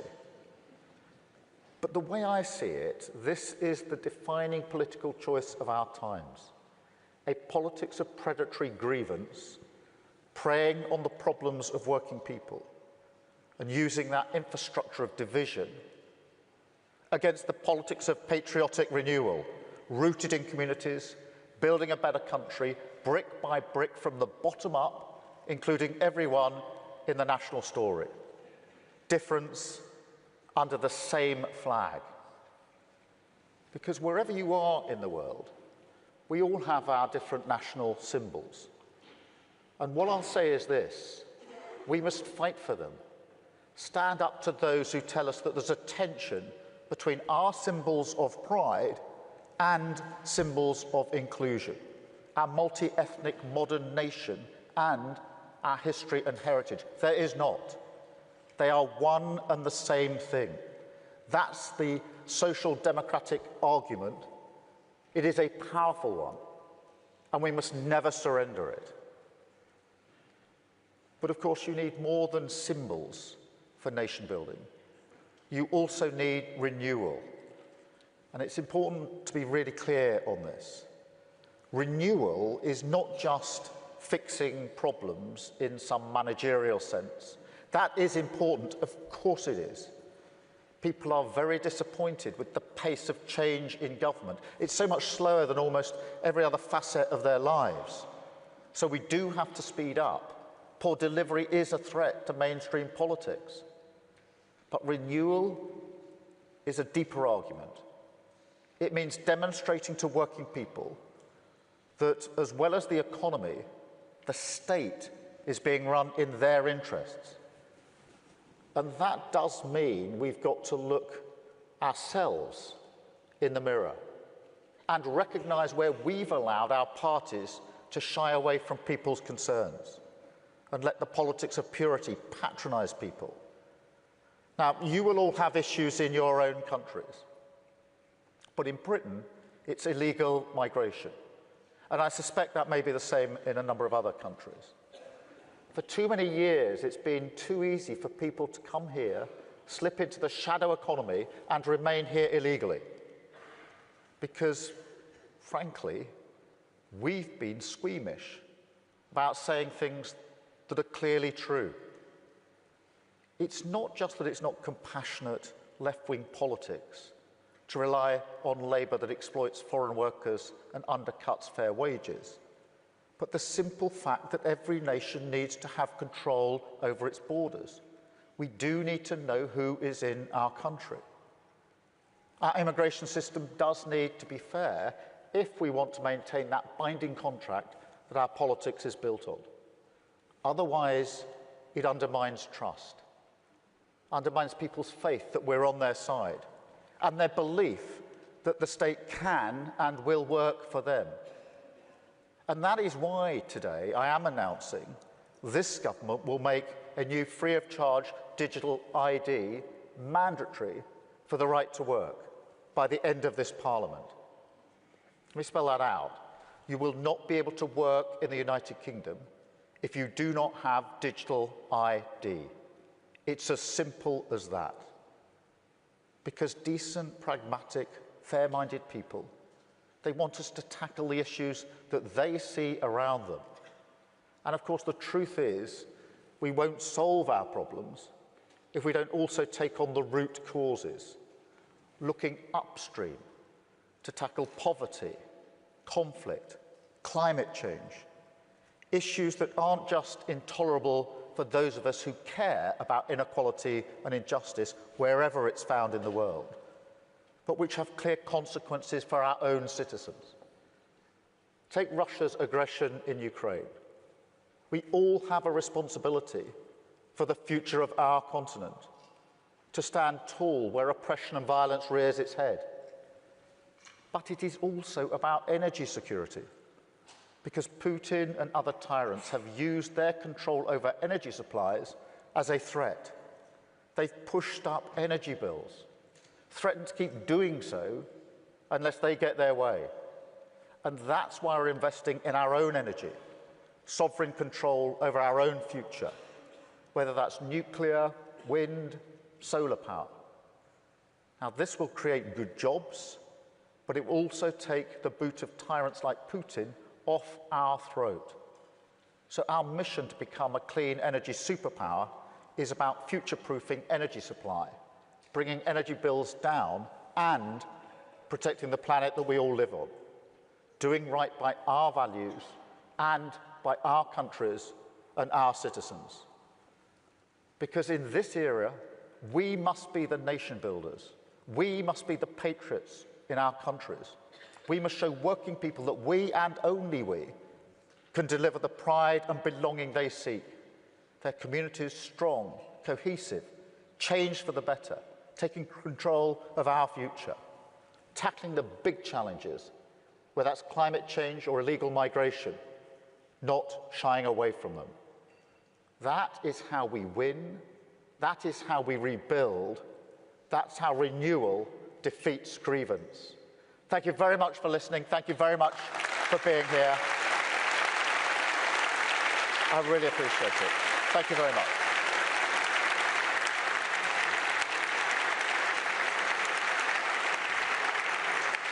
I need the rest of our panel.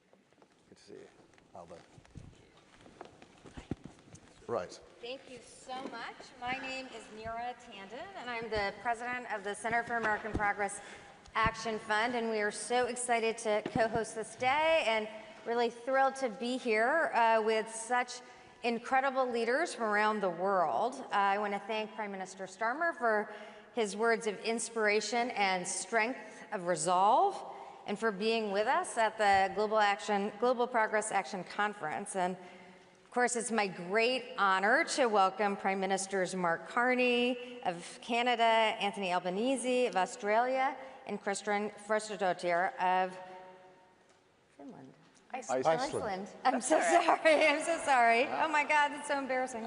I'm thrilled to join you all for this conversation. We're living, and this is a really crucial moment because we are living in a new political moment. And as we all face rising authoritarianism and essentially significant disruption under the guise of change, we have leaders here who are addressing the challenges of their countries, people who are addressing the economic insecurities, addressing basic needs, meeting the moment without inducing fear, but inducing hope. And so as we face these challenges, we're thrilled to have these leaders here. And I'll just get right into the questions. Your respective electoral and policy victories, we have leaders here assembled who've all won election in the last year and a half.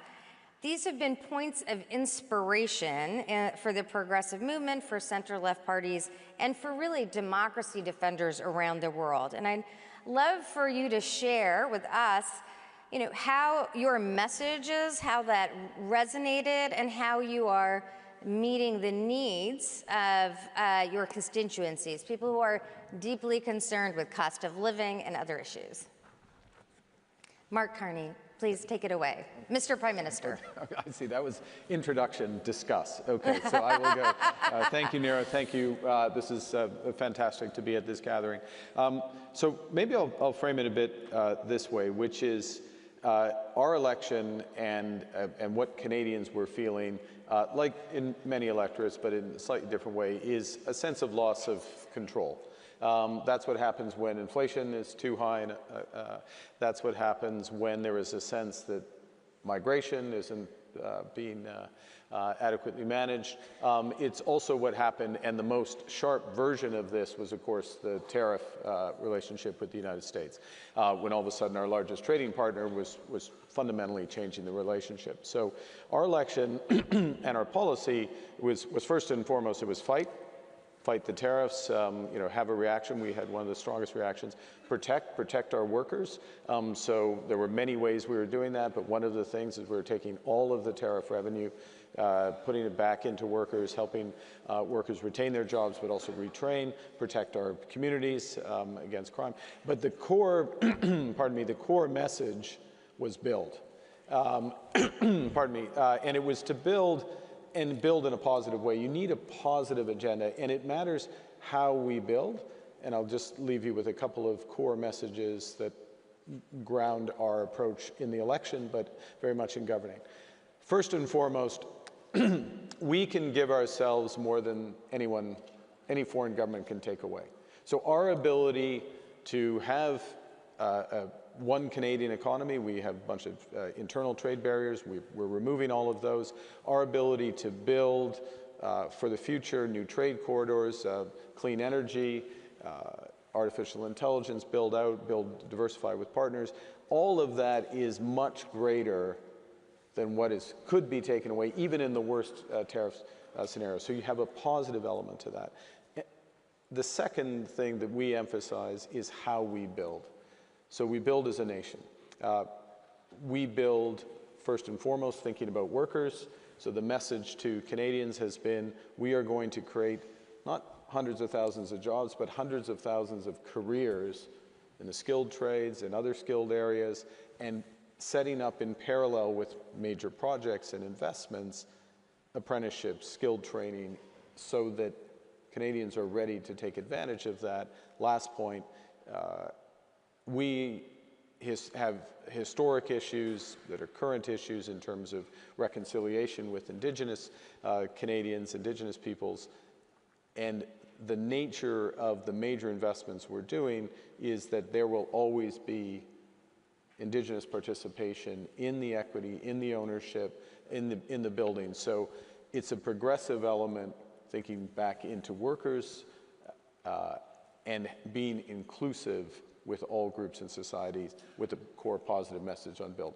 People want and deserve that positive agenda. So it's not engaging on the turf of the more negative agenda, but focusing on the positive. Thank you so much for that. We're going to return to the theme of rebuilding. But Prime Minister Albanese, in your time in office, you had a historic election, really one of the first times in a long time, re-elected. And how are you seeing this year? How are you meeting the needs of your constituents, of Australians, in this time of rapid change globally? A big contrast in our campaign, I think, was we had a positive agenda.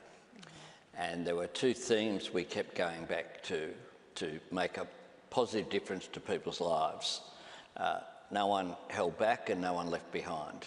So no one left behind, that a Labor government will always look after the vulnerable, will look after people on issues like gender equity. What we'd done was to, for example, real wages increasing. We've had, every year we've been in office, the minimum wage has been increased at a level at least or higher than inflation.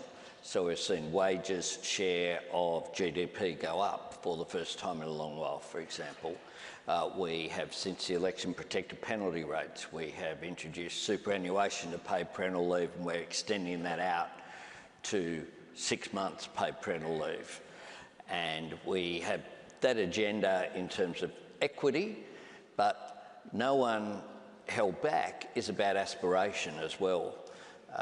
Progressive parties have to be the party of success as well. So engagement with business, engagement with job creation, new industries. How do we seize the opportunities from the clean energy transformation to create new industries, new jobs, as well as enhance blue-collar jobs which are there as well. So we have an agenda, a Future Made in Australia agenda, which is about value adding, not just digging things up, resources, which has been a traditional strength, and exporting them, but how do we value add in Australia, create those blue-collar jobs, so it's connected up as well with skills and training and high-value jobs to give people that opportunity. So that really is an overall theme around, and then we match that up with policies including particularly strengthening our healthcare system. Our Medicare system is very important. That was front and centre in the campaign. People trust us. They know that we are a party that believe in healthcare through just having your Medicare card, a universal health system. And our opponents really went back into grievance and we were able to point towards as well economic management. We produced 2 budget surpluses in our first term, the first time that had happened for a couple of decades. So we also emphasised the progressive patriotism idea as well, that we could go the Australian way. We didn't need to look to others for a pattern. We wanted to stand up for our own national interest, and that meant engagement in our region as well. Thank you so much. We will also return to the discussion of progressive patriotism, but I wanted to ask you, Madam Prime Minister, in your time in office, how are you seeing meeting this moment for the people of Iceland? So I guess it's different when you come into government having been in opposition before, because a big part of what you're doing, especially because since I took over the party, there was a big shift in sort of focus. We went back to core social democracy, focus on housing, economy, not trying to run after identity politics. But I mean, a core in our messaging coming into government is delivery relatively quickly. I mean, to be honest, I mean, the voter out there knows, they're smart, they understand that hard, structural changes, they take time. But there are moments, I think, where you can prove that you're there for the right reasons. I mean, we already put together a ministerial committee, for example, to revamp the building of nursing homes, and we just put people in a room and we didn't let them leave until they figured it out. And there were all these issues between the municipalities, between the government, between private companies, where somebody had got pissed off or something had got stuck in the system and they just allowed it to get that way. And so we managed to push that off and get that going pretty quickly. I will say we did also have a good moment, which I think really strengthened the government, which is that even though we campaigned on these bread and butter economic policy welfare issues, there has been a historical struggle in Iceland when it comes to our resources, especially our fisheries.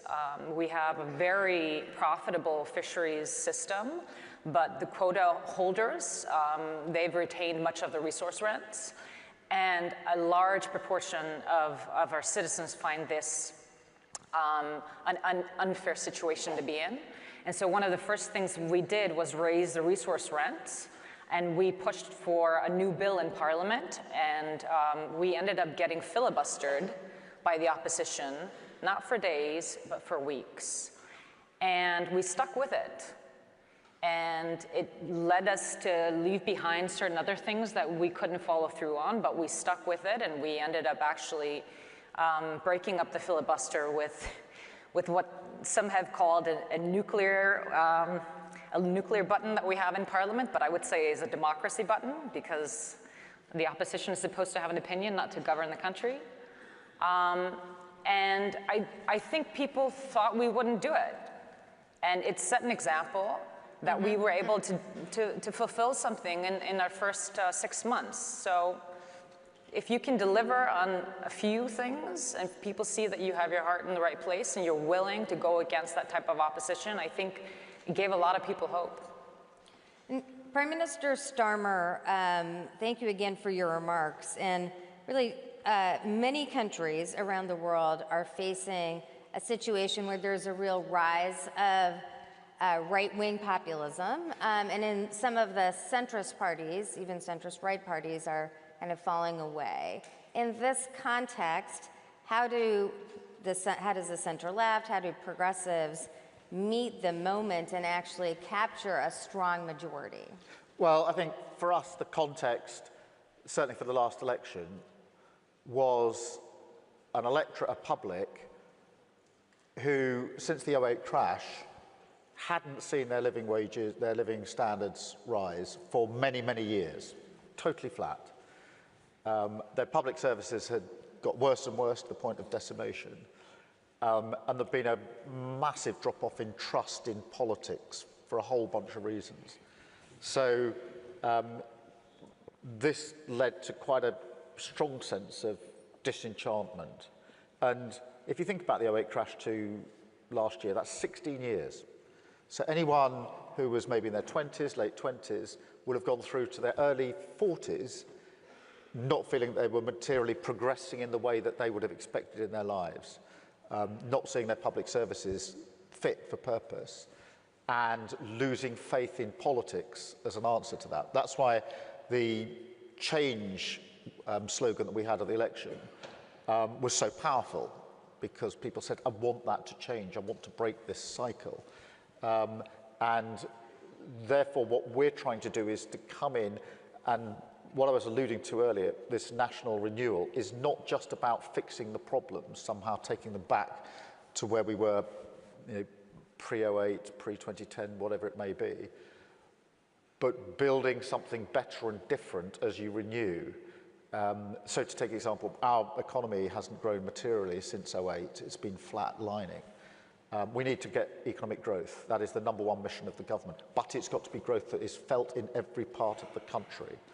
It can't be a line on a graph, and it can't be growth in some parts of the country. It's got to be in every single part, which is why we've worked really hard on things like inward investment, record inward investment in the first year of the Labour government, and then a big top-up last week with the US state visit. But that has to be identified as to the places it's going into Hartlepool, into the various different, the Clyde. It's got to be place-based, and people need to see it's in my region, economic growth everywhere. Because I think for progressives, for social democrats, we for too long lost our way. We thought that redistribution was the only thing that mattered for fairness. You create wealth and then you redistribute, and that's a one-word answer for too many of our communities. It isn't. They want the pride to stand on their own 2 feet. They want the wealth to be in their community. The stuff we did yesterday in Pride in Place is really important, because what we said there was, here's a pot of money for your place, because frankly you've been overlooked for too long, and you will decide what that money is spent on. So you're not coming cap in hand to Whitehall for somebody in Whitehall to tell you. It's your decision. Same with our public services. We've got to rebuild our National Health Service, would be the touchstone for us. But we can't simply take it back to where it was. It's got to be an NHS fit for the future. It's got to change as we go forward. So there's this question of how you deliver and what renewal means in substance. And then the other part, which is really important, is that certainly in the UK now, we're at a crossroads. We have got a right-wing proposition that we've not had in this country before. We've gone on for decades with elections which are basically either a Labour government or a Conservative government, pitched usually pretty much on the centrepiece of politics, the centre ground of politics. So, but now we face a very different proposition with Reform and Nigel Farage, and so the battle of our times is between patriotic national renewal in the way I've described under a Labour government, which is capable of expressing who and what we are as a country accurately and in a way where people feel they're valued and they belong, and that we can actually move forward together, versus something which is turning into a toxic divide. That march that we had here 2 weeks ago in London, in Whitehall, that sent shivers through the spines of many of our communities well away from London, not just those in the immediate vicinity. So there's a battle for the soul of this country now, as to what sort of country do we want to be, because that toxic divide, that decline with reform, it's built on a sense of grievance politics, identifying something real for sure, but relying on the problem existing in order for their politics to persist.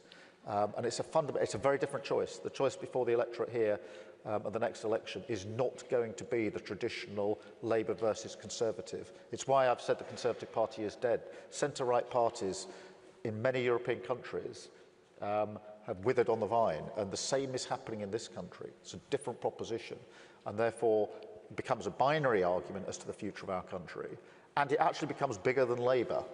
It's about all of those that genuinely believe in the patriotism that I think is the heart of what we are as a country. So it's for us, it's about battling with repairing the damage that was done under the last government, which was huge, but rebuilding in a way which embraces and takes on the battle for the soul of the country, because we're going to face a very different election next time to any of the elections we fought in the United Kingdom for a very, very long time. And we need to be, that's why I think, certainly why I want this to be out as an open fight now between Labour and Reform. And I'll be majoring on this on my conference speech next week.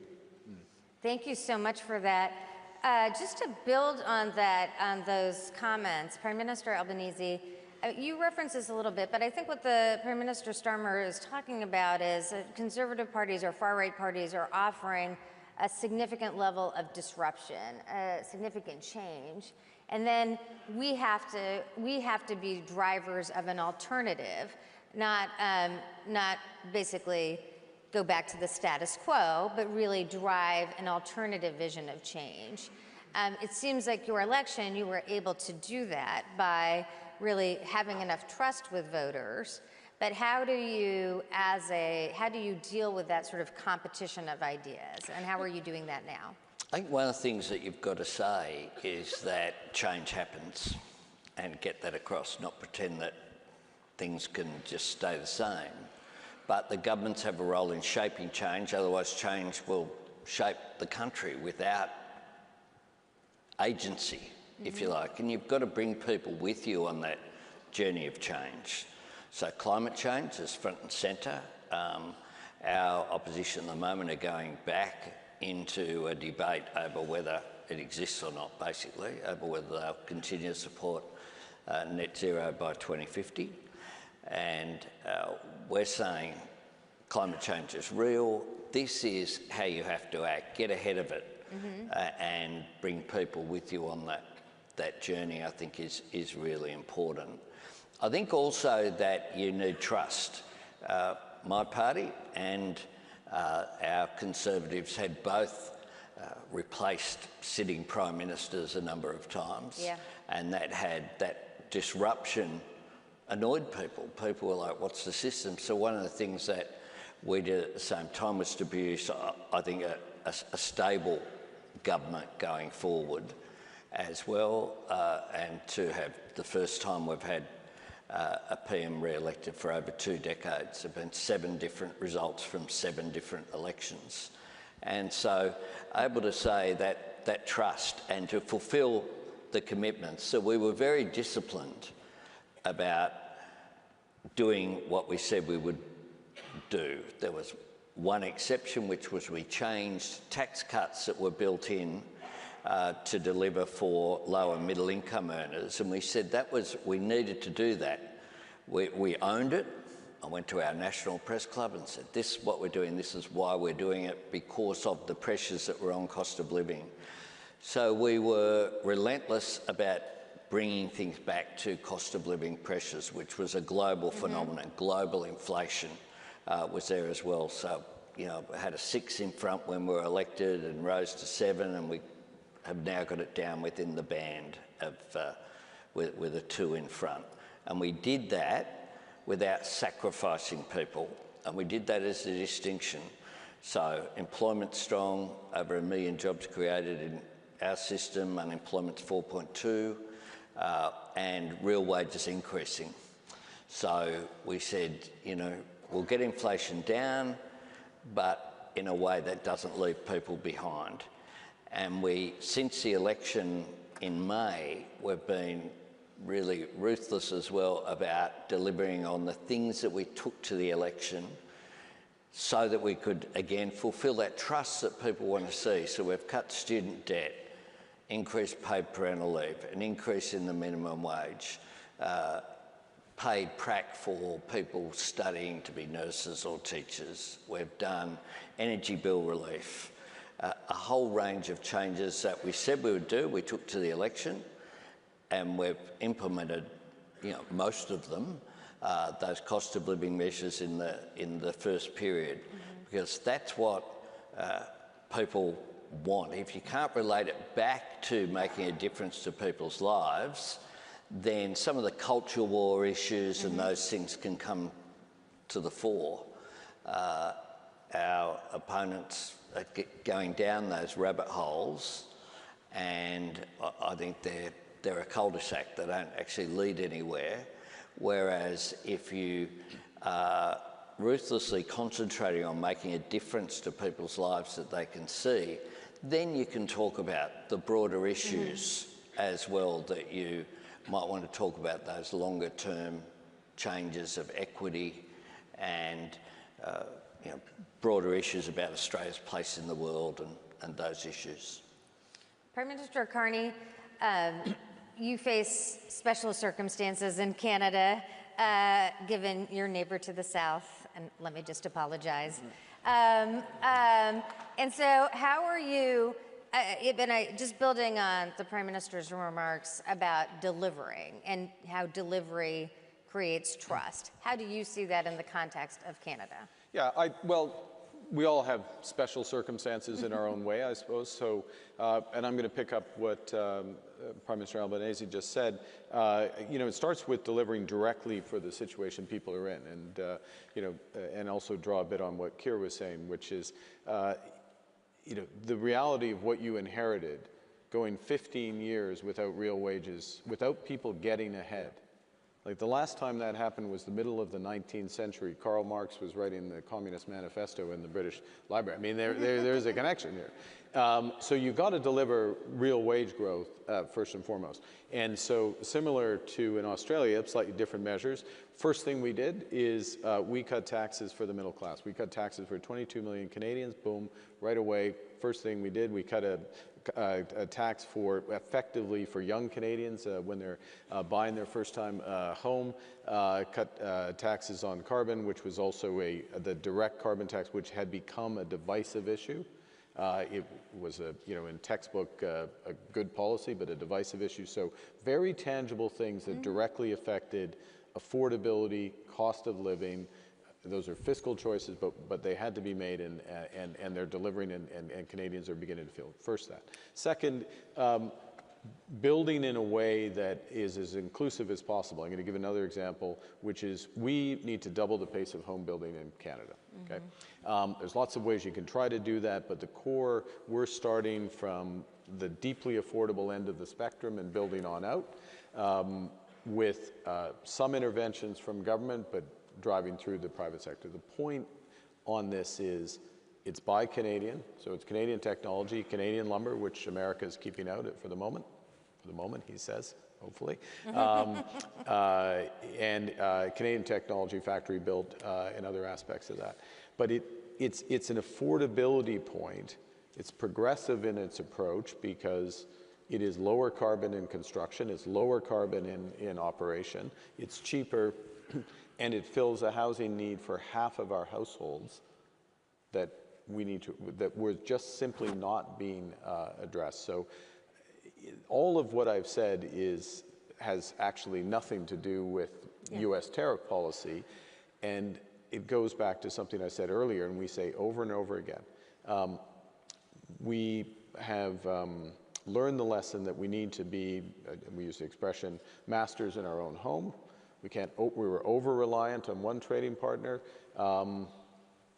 We can address it by building at home and diversifying, we'll get to it, I'm sure, with like-minded trading partners around the world. That's not everybody in the world, but countries that share our values, share a commitment to open markets, And again, that can more than compensate for what's happening elsewhere. And the key thing is it gives people agency.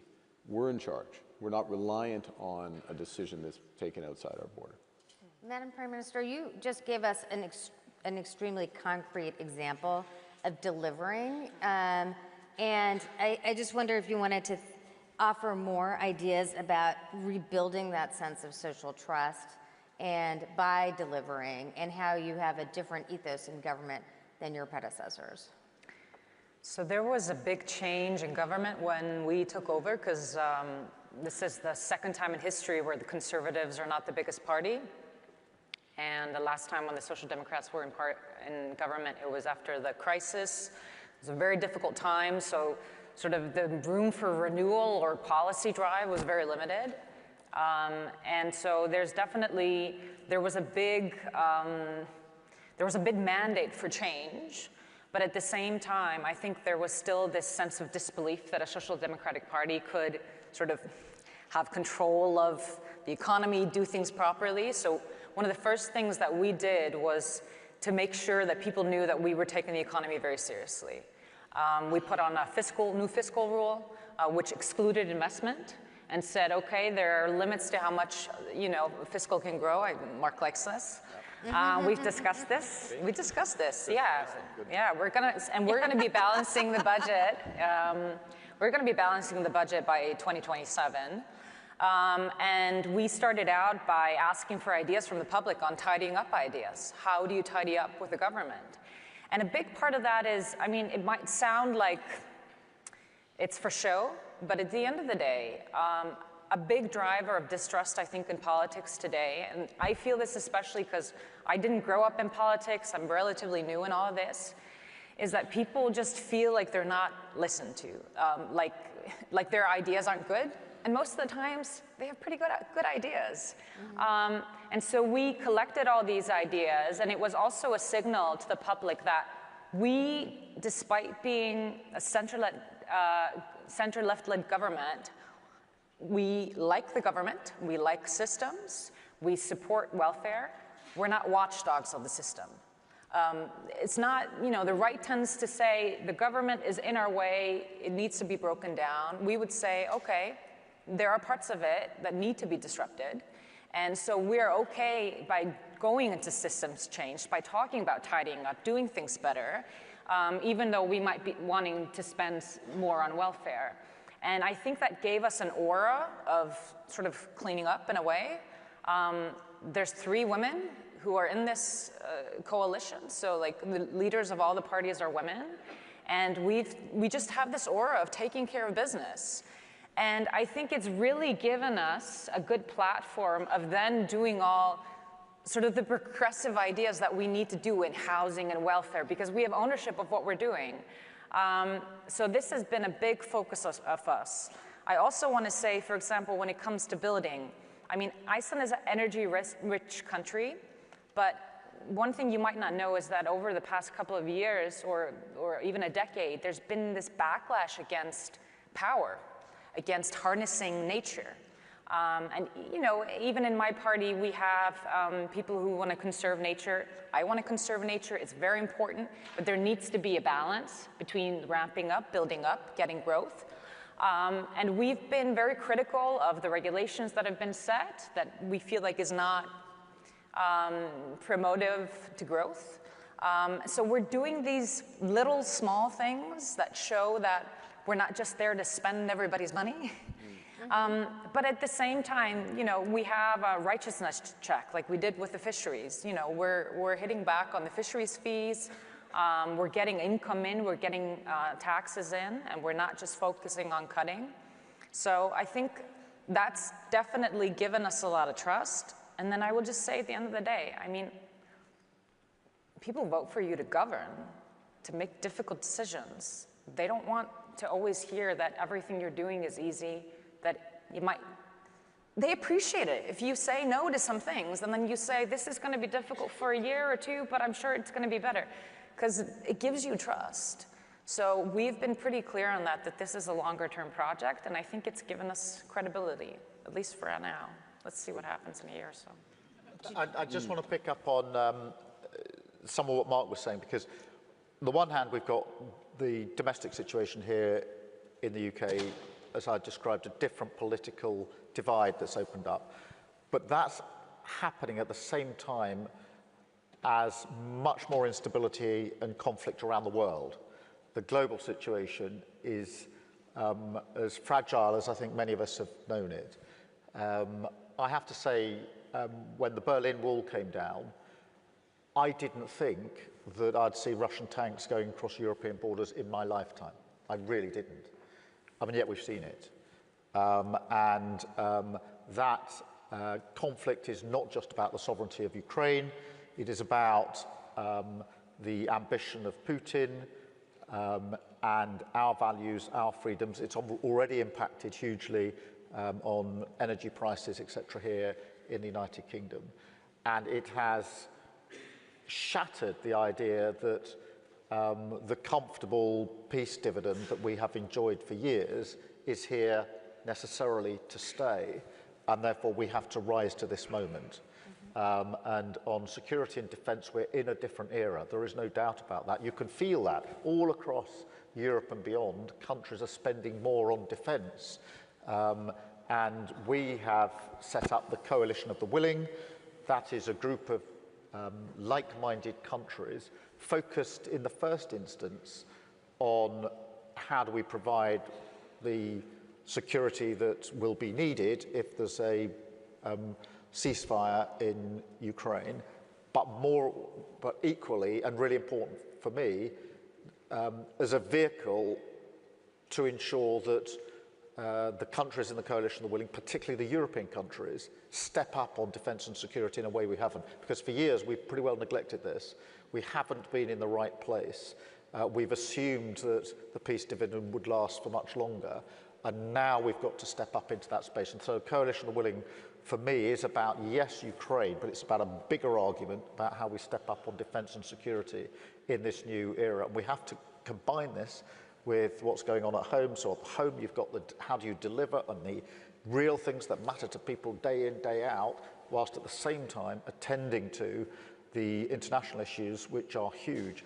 And going back to Mark's point, it's not just defence and security. Trade and the economy in our world is changing. It's moving to a different place. You can have your own view on tariffs. You may think they're good, bad, or indifferent, but the fact is they're here. President Trump believes in them, uses them, and we have to understand that. It's a profound belief that he has about the way he wants his economy to be reshaped. We can commentate on that, or we can understand we're living in a different world, and therefore we have to react to that, which means being much clearer about, in my view, the role of the state in our own countries, working with our industries, our sectors, so that it's not just a sort of free-for-all, market knows best, but actually much more focused and directed, but also how do we lower trade inhibitors across like-minded countries, which is why we've pushed so hard to get our trade deal with the US, particularly on relation to tariffs on things that matter to this country. Car manufacturing will be the best example of that, but also the trade deal that we did with India, which had been tried for many years, and moving closer to the EU through the EU-UK reset, is part of re-establishing the UK on the world stage, which we had to do, is very important, but is also recognising on defence and security and on trade and the economy, we are living in a different, much more difficult world than the world we were living in just a few years ago. And therefore, you've got the remaking of domestic politics in a world where on defence and security and trade and the economy, we are in a new era. And bringing that together is hugely important. Not easy, because there's always this tension as to what happens internationally versus what happens at home. I have to say, I don't think we've been in a time where the domestic impact of what's happening internationally has been as profound and as direct as it is at the moment. What happens in the rest of the world is having a direct impact on the United Kingdom in a way that wasn't the case, I don't know, 5, 10, 15 years ago. And it's It's a very profound challenge that we all face, which is why it's important to have gatherings like this, where we can come, share our experience, exchange our thoughts, and ask the question, how does social democracy respond to some of this? Yeah. Prime Minister Carney, did you want to respond? Yeah, I'll just add to that very quickly. You know, our core policy, our core message in the election campaign, our core policy now is, it's called Canada Strong. Okay, we're building Canada Strong in a variety of ways. And our foreign policy, to link it to foreign policy, has traditionally been a value-based foreign policy. Okay. We're realizing that it's not just the strength of our values, but the value of our strength. Mm-hmm. And how do we build that strength? It's making choices at home in terms of defense and security, and it's marrying that strength with like-minded partners. And what we're living through, all of us, what we're living through, is not a transition, it's a rupture. Mm-hmm. It's a big change in the trading system, and we're not going back. Nostalgia is not a strategy there. Big change in geopolitical risk. We have agency, but we have to build strength at home, find those like-minded partners, bring together, and in doing so, we deliver for our citizens, but also it gives a confidence and a purpose to the country that is empowering. And I think that speaks to the patriotism that you talked about. So just as we're closing, if you have a few more words, Prime Minister Albanese, about the topic you mentioned, which is progressive patriotism. Yeah, that I think on the range of issues, be it trade, that means standing up for, in our case, Australia's national interest. We're also aiming to diversify our trade interests, and from us, the driver of that in part was that there were restrictions from China, our major trading partner, so we've reached out particularly to ASEAN, to the growing economies to our north, but also the other partnerships that we have as well. Migration is a big issue. When it comes to migration issues, one of the theme of our approach is you can be strong on borders without being weak on humanity. So we have strong border controls through Operation Sovereign Borders. We've continued, but at the same time, we've increased the number of asylum seekers who we take. We abolished temporary protection visas to give people that security to fully participate in society. People who'd been in Australia some for more than a decade. Yeah. They weren't going back anywhere, but to really emphasise that Australian values are there. I think there are attempts by some on the far right to own nationalism, and so it's a matter of not being nativist about it, but being proud of who we are and what we're achieving. And Australian society has the oldest continuous culture on earth in First Nations people, but we also are a multicultural society as well, who've welcomed people from all over the world. We're all either migrants or descendants of migrants, except for First Nations people. So we have a Prime Minister called Albanese and a Senate leader called Wong. And that's who we are as a modern society. And I think that is really important as well, that we're embracing who we are and being proud of it. And just finally, Madam Prime Minister, as you see this conversation, how do you see this idea of sort of progressive patriotism? I mean, speaking for Iceland at least, I mean, can you imagine? If you're an Icelandic person, you have to be proud. You're there in the middle of the ocean and you're your own country. Icelanders are very proud. And we have this strange relationship with the outside world because we're so addicted to it, but at the same time, you know, we have our own language. We've done really well for ourselves, despite a lot of reasons why we may not have. I mean, what I will say is that you get really far ahead when it comes to trying to unite people behind, whether it's the flag or patriotism or the nation, by showing people respect. And I do think, and I'm sure everyone here in this room can agree, that center-left social democracy for some time, starting having a conversation too much up here. They were talking at people, not with them. They weren't talking about concrete matters. And what is patriotic is meeting people where they're at, understanding that your mandate comes from the people, that you're not supposed to tell people how they feel, but you're supposed to experience how they feel and try to run based on that. And so, to me, patriotism has meant trying to join the country together, all of Iceland, not just urban-centric, very globalist mindset, even though it's very important that we have international relationships. We just need to be able to get to a level where we're having real conversations with people. And at the end of the day, people want togetherness, they want humanity, they want to be kind to their neighbor, but they just want the systems to work. So they want you to go to work and disrupt those systems if they need to work. You don't even have to talk that much about it, just do it. And you know, at the end of the day, that's what we're all gonna be measured on. Are we building those nursing homes? Did those house builds go up? Do you have health care? It's not just the rhetoric. So again, we'll see where we're at in a couple of years, but I think we can do it. Right. Just do it is a great motto for how democracies can deliver. I want to thank this incredible panel, and I have to say, the future is bright when you have leaders who are focused on delivering. So thank you. Thank you. Thank you. And I think we are going.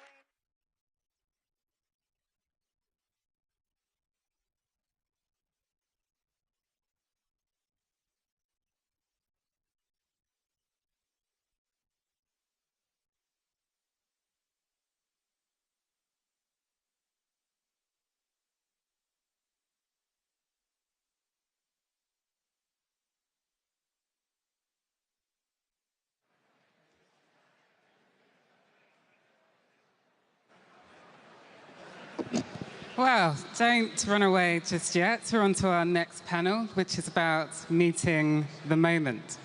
Sounds good on a summit stage, meeting the moment, but meeting it with what exactly? People do not want slogans, they want proof. And that's what this panel will explore, if you do stay with us. So on the stage now, we'll have Governor J.B. Pritzker of Illinois, USA, a Democratic governor who has made state-level progressive leadership central to America's political debate. We'll also have Magdalena Andersson, the former Prime Minister of Sweden, who steered her country through crisis, and moderating we'll have Elly Schlein, leader of Italy's Democratic Party and Member of Parliament. But do stay with us as they join the stage now.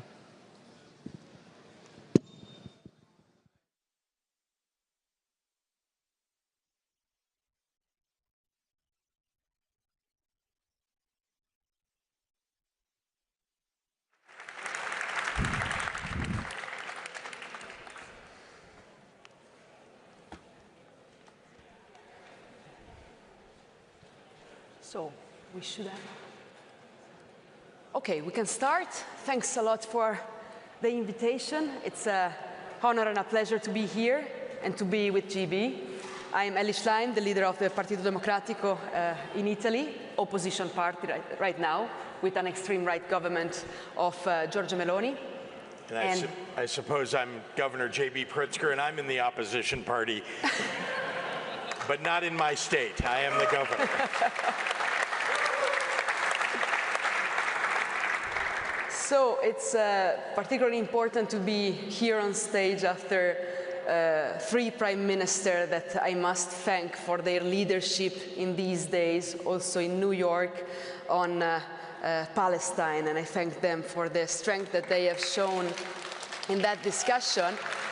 In Italy, we are worried about the international situation, GB, and I wanted to ask you to start off, what is your position on how Trump is dealing with the historical friendship between the European Union and the US? I mean, we must not give up our transatlantic alliance and friendship, even now when Trump started a commercial war towards our countries and towards the European Union that is damaging strongly our economies. So what is your position on this, on what Trump is doing with the historical partners and allies? Well, my observation is that the challenges that the Trump administration has brought to the transatlantic alliance are multi-faceted. Let's start with the economic relationships and then move to the defense relationships. And we cannot afford to lose either one. Our relationship from a defense perspective has been, I think, severely impacted by the shifting sands of the United States engagement in the Ukraine-Russia war. It was my understanding and my belief that the United States should stand in solidarity with a country whose borders have been invaded, and that our advocacy should be for a democracy that is being put to the test by a rival, indeed an enemy of the United States. And it is thoroughly unusual in my lifetime to see a kind of shift in policy that has occurred nearly immediately with regard to a war in which we had an ally, in which we were supporting an ally, and now we have essentially abandoned that ally. I say that in the context of a broader transatlantic relationship because obviously our view of the war between Ukraine and Russia is really about preserving the democracies and the protection of and the defense of Europe writ large. And we all know that Vladimir Putin has designs that are much further than just Ukraine. And if he's allowed to hold territory or even advance further in Ukraine, it's an admission that we're okay with his his expansionist policies. So I worry a lot from a defense perspective about what the transatlantic relationship is now as a result of the change in that policy, not to mention Trump's attitude toward NATO, which we could talk about, how much defense spending Europe should be putting forward, and that's all worthy of some debate and discussion, but it is challenging from my perspective for that continued defense relationship. The economic relationship, bewilders me. I do not understand why Donald Trump has taken it upon himself to put tariffs across the board.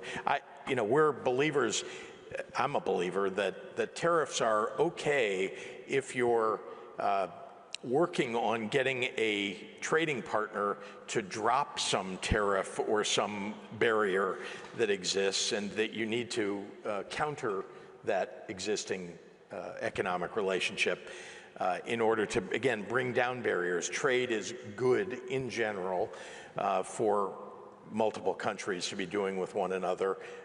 Tariffs impede that trade. They raise prices. In the United States, they've raised prices significantly for working class and middle class people. So I'm worried a lot about how the relationship between the United States and Europe in particular has been affected by those two big policy changes from this administration. Well, the damage is huge. I'll take as example our country. You know that Italy has an economy with a strong vocation in exports. And according to the figures, we might lose next year more than 20 billion in exports. And it might put at risk up to 100,000 jobs. So you can understand the strong impact that this decision, coming from an ally, is having on our economy right now, without the Italian government saying what they would do to support our economy, our enterprises, our workers and businesses. So we are in a tough situation in which obviously it was shocking, no? And you can see also from the, let's say, from the polls that this was shocking coming from the US and the US president in our country, in our debate. But we have to react as European Union. We know that we should invest more in our strategic autonomy. That's why we think we have to go further in our European integration. And even more than that, in the relation with the UK, where we are, to do something together, to plan common investments at the European level, because otherwise we could not compete. For example, think about artificial intelligence. The US are investing hundreds of billions in research and innovation. And the same is doing China on the other side. So we still have to work on strategic autonomy of the European Union, common investment in these very important matters. But we must not give up, I will insist, our relationship, even with a president that is attacking us, as he did in the UN General Assembly just a couple of days ago. So it's quite shocking, because he appears to be attacking the closest allies and friends that the EU has had in the European Union, and not only. We had here before the Prime Minister of Australia, Canada, other countries that were particularly hit by tariffs. But we have, I think, to insist on something else. Why are they winning, JB? In my country and in your country, I see similarities. They work on the same agenda. The extreme right are using the same enemies every day. They need enemies because they are not delivering. And they pick every day the same enemies: migrants, LGBTQI communities, emancipated women, but also journalists, judges, the opposition, because they have to distract also the opinion from the fact that in the first 100 executive orders of President Trump, there was nothing on the health care of Americans. There was nothing on wages of the American. And at the same time, in Italy, our Prime Minister has cut the public health system, has cut 6,000 teachers from public schools, and is blocking our proposal of the oppositions on a minimum wage in a country that has among the lowest wages in Europe. So I think we can beat them, but in order to beat them, we must not run after their agenda. We must have our progressive agenda, talking about the problems that everyday citizens are facing.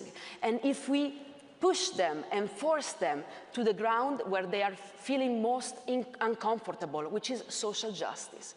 If we do that, I think that we might again win against them, because I don't know what you think happened in the last election, and I'm interested in understanding better what happened according to you.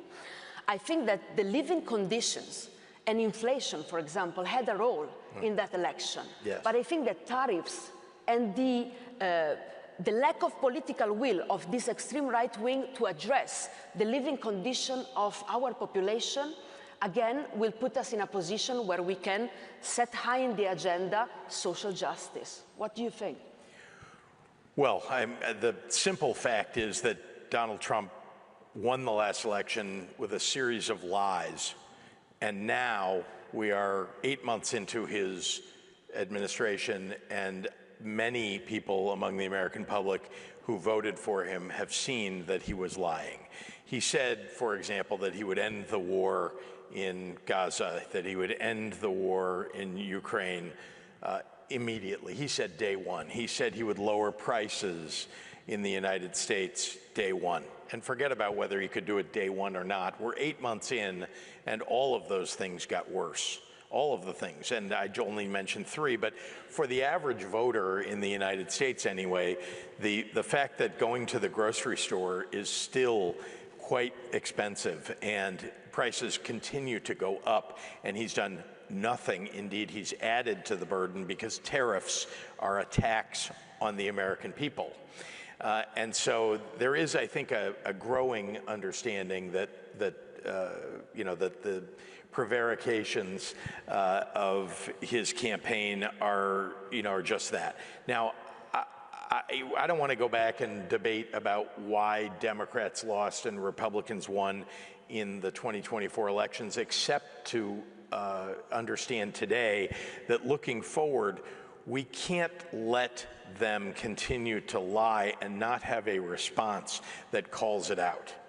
And every day that goes on, at least in the United States, I do not think that talking about you know, the social justice issues is the #1 thing that's affecting people's votes in the 2026 elections. I think it's literally their living conditions, their ability to buy a house or rent an apartment, their ability to get to work and get home in a timely fashion, their ability to buy what they need at a grocery store, the price of beer, the price of tomatoes, the price of beef, everything, you know, eggs and so on has all gone up, and people voted for him because they thought that Democrats had caused that to happen and that this guy was promising to make that better. Those are the things that if we're going to win elections, and I would say the same thing to you, that we have to not only have policies about, but at least at the local and state level in the United States, we have to deliver. And we've tried to do that in Illinois, just as an example, in 2 ways. One is that we raised the minimum wage for workers in Illinois from the federal minimum wage in the United States is $7.25. That's about, what, £5 here in Great Britain per hour. We raised our minimum wage to almost double that. So a little over, I guess it would be more than £10, $15. And that's one way in which, frankly, you can address inflation and the cost of living. The other, of course, is to try to actually lower prices. And I can't control the broader economy and the cost of goods generally, but we eliminated the grocery tax. We had a tax on sales at grocery stores. We eliminated that in Illinois.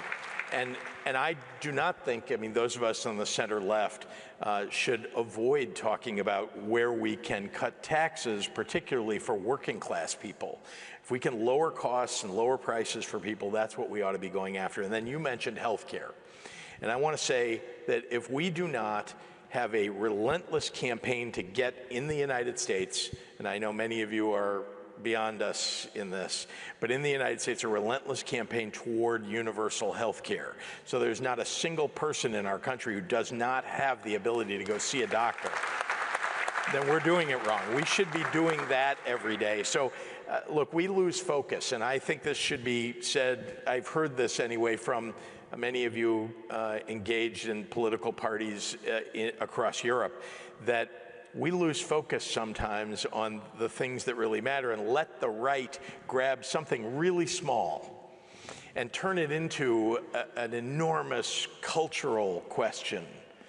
And instead of pushing that aside and refocusing everybody on wages and jobs and healthcare and the cost of living, that we get tangled up in that, and somehow that's what we end up talking about the day before the election and the week before and 2 weeks before the election.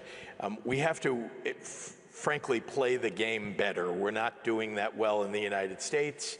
I watched as our leaders in the last election got tangled up in that. I mean, I was out on the campaign trail advocating for my candidate for president and talking about what I thought were the really important things to people in their everyday lives. And somehow that was not the topic that was really being talked about on national television across the United States. So I would suggest to you that we have a lot of work to do within our separate countries in making sure that we're focused and not letting them lie over and over again without being called out on it, and making sure that our media is calling them out on it.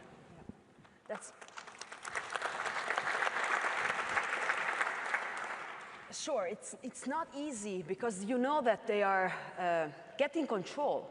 They now can put together an unprecedented concentration of power, means, data, and resources as well.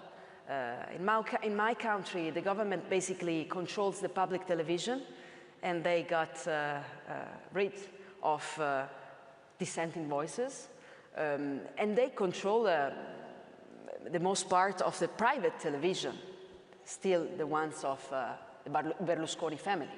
So it's not hard to do what you said, which is telling the truth and trying also to set the agenda every day, discussing the concrete issues that interest our people. But let's also recognize that when we talk about media, the landscape, I mean, when I ran for office in 2017 and 2018, when I ran for governor, even, what is that, 6.5 years ago, 7 years ago, just in that short period of time, the focus of media and where you're going to get your audience and who's listening and how has changed drastically. It had already changed in 2018 from, let's say, the 2012 election when Barack Obama was running for re-election. But now, I mean, you can almost, I'm not going to suggest that we do this, but you can almost ignore broadcast television and entirely run a campaign of ideas and media on other channels, right? On Facebook, on Instagram, on lots of other platforms. And we should be focused on that in the way that, at least in the United States, the right is focused on that. That they decided that even Fox News, which I think is wrong on so many levels, that even Fox News is not a great channel for getting your message out, that there are so many other ways to do that. We don't do it as well as the Republicans. We haven't historically. And we need to not only create more channels, do better in terms of having more outlets that are at least fair, but also that those of us who are in public life and who are speaking to the public are going to those programs that people are watching. I mean, in the millions now, people that you never heard of 3 years ago are now having their own programs that are listened to and watched because of people's deep concerns. And particularly, people have deep concerns who are at least on media about what I would just broadly say is, challenges to democracy in the United States. And so even though I do not think, and I've said this many times, that if you knocked on 100 doors, and as somebody who's run for office, I've knocked on a lot of doors to ask people if they would vote for me or for somebody I was advocating for. If you knocked on 100 doors and said to all 100 of them, the number one issue facing the United States is democracy, or facing the United States in the world is promotion of democracy, democracy does not rank with 95 out of 100 people that you would talk to at the doors. 5 people will tell you, yes, this is the most important thing, my God, what are we going to do? And 95 people will tell you, I can't afford to buy a house, or I can't afford to keep my apartment, or I can't afford groceries. And so it's very important that we are talking about those issues, but we cannot ignore also going on social media, being on podcasts, talking about democracy while we're also talking about what the failure of democracy does to your pocketbook. So new means to discuss about basic needs of people. And I agree, I mean, that's what we see every day. Our government lies by saying that they've done the biggest investments in the history of the country on the public health system. But you know that it's not counted in absolute terms. It's counted in every country of the world in, let's say, referring to the GDP of the country. And if you look at that figure, it's been, declining and going down since they are in government. And when we were in the parliament showing this figure, I mean, literally showing it on a page, it went viral on social media. With more than 8 million views. So it means that we have a way to talk about what people are worried about. Healthcare is #1 worry for all Italians, and also people who have voted for the right wing.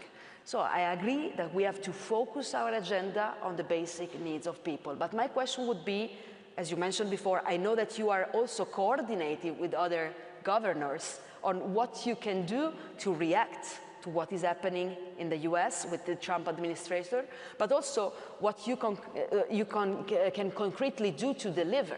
And I'll tell you a couple of examples, because we are in a different situation. We have regions, we don't have states, but we rule in some regions, and we rule in most of the municipalities as Partito Democratico in Italy. And our mayors are trying to do their best to react. For example, by making kindergartens for children education free for families, because this is a concrete help. And by the way, it's very, let's see, embarrassing to have to underline this in front of the first female president of our country.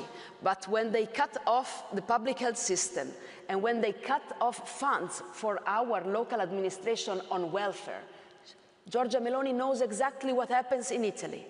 All the care work lies on the shoulders of the families, but in the families, particularly on the shoulders of women.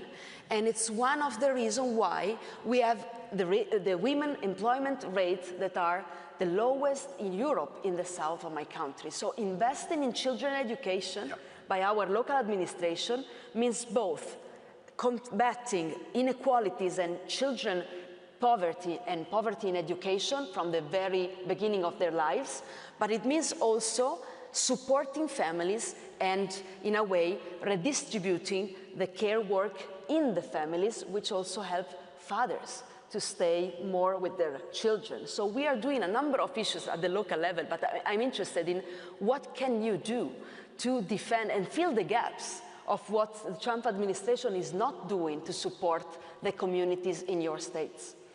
Well, I would start with the challenge that I think we all face. People's trust in government broadly has declined significantly.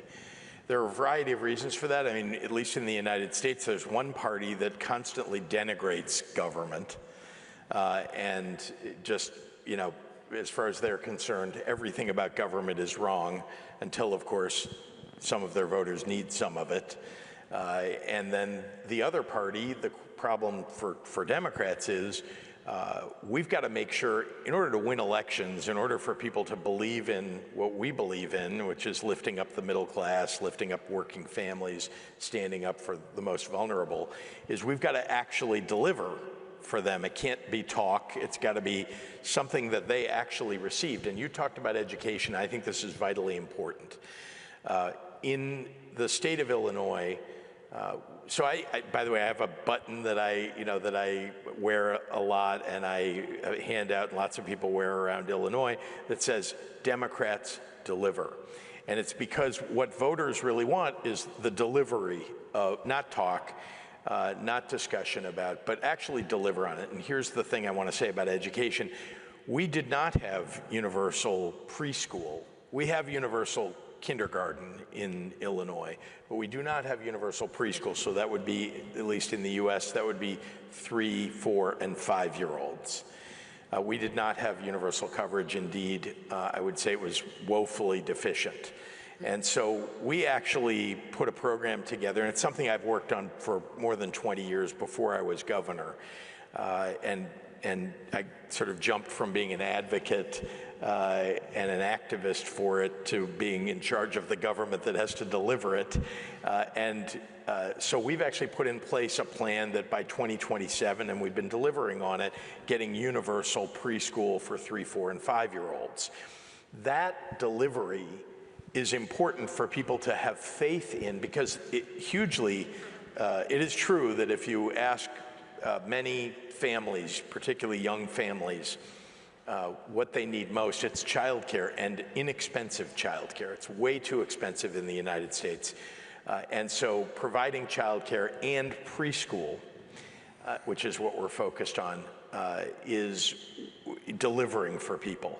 So that delivery, and the fact that we raised the minimum wage is real delivery, has meant that Democrats, at least in Illinois, are doing better than before, not worse.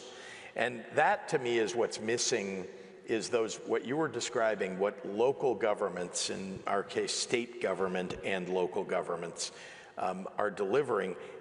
What we deliver actually matters toward whether Democrats and the center-left win or not. And you know, all talk, no action doesn't get you anywhere. Actually making sure that people's lives are getting better is what really matters. And so I'm deeply concerned, though, when I think about what the right is doing across Europe, too. The idea is, let's make government the enemy. Let's make delivery of services the enemy. Let's make it seem like they're invading your privacy by delivering for you. In the United States, the argument against preschool and against childcare is they're interfering with the parent-child relationship. Government is interfering between your relationship, between parents and children. And I mean, I literally scratch my head when I hear this. It's optional. You don't have to take advantage of universal preschool or childcare. It's optional for you, but boy, a whole lot of people who, two-income families where both parents have to go work, need childcare that's affordable and can't do it if childcare costs as much as one or the other of the parent is earning. Then that person should just stay home and take care of the child. So I really think that we're responsible for our own futures as center-left advocates if we are delivering or not delivering. That is what matters, because it's so easy to be on the other side where you're just railing against government all the time. That sounds so great. Let's cut taxes. Let's, the government doesn't work anyway. Let's just get rid of it. That's great until you actually need it, and it's not there. And see how important it is. I mean, we met today for the first time, but you see that we are fighting for the same vision of the future of our communities based on the basic needs.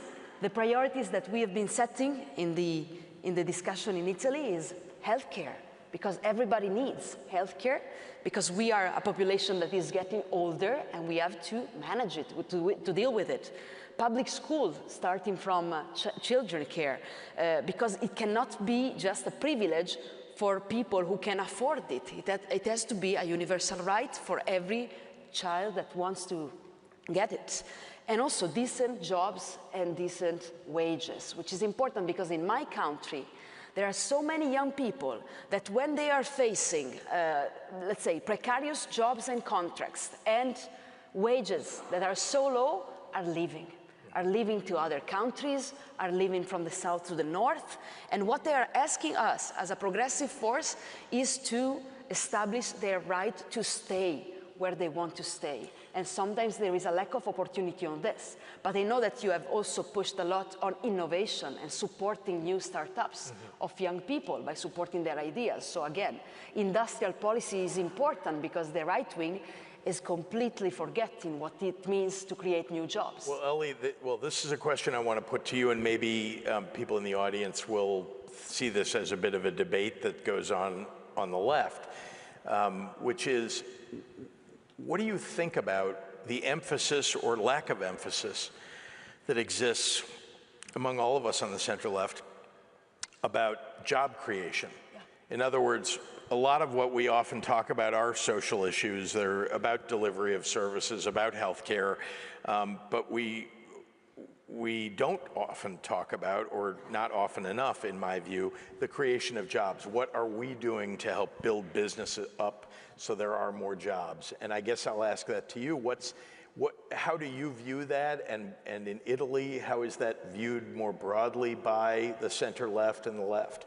Well, in Italy, what we are suggesting and we're doing, delivering with our regional administration and local administration, is to plan, to program, to listen to their needs and try to put in place also public policy that helps in innovating, doing research. Our economy is based mostly on small, medium, and micro enterprises that do not have the size to do alone research and development. So there's room for public policy, also by using European funds, to support innovation, to support, for example, circular economy, because when it comes to how do you deal with climate change, it can be an opportunity with the right kind of policy. I heard the discussion before. Clean energy is an opportunity. In a country like this, where we have the highest energy bills across the European Union, our enterprises, the first thing they ask us is to intervene to reduce energy costs, because like this, they lose competitiveness towards all the other actors. And there are things that can be done immediately following the example of Pedro Sánchez in Spain, and I know he's about to come, so we'll have to leave very soon, but also Portugal. Why is our government not decoupling the price of energy from the price of gas? Because they do not want to touch the extra profits made by a bunch of big energy companies against all the other companies and families in our country. So there are ways in which we have to be there to say, we are here to help to create new jobs, but the point is new quality jobs, not precarious jobs and not exploitation of jobs, because we have to put at the core the dignity of who works in our countries. I think that our time is up, but I want to thank you all for the attention and thank GB for this great opportunity. Thank you. And I will conclude by saying, we must not leave internationalism to the nationalists. It's good to know that we're fighting the same fights, and let's strengthen each other by showing that we are a real family of progressive and that we, together, we can deliver more. Thank you. Thank you. It's been a pleasure, really.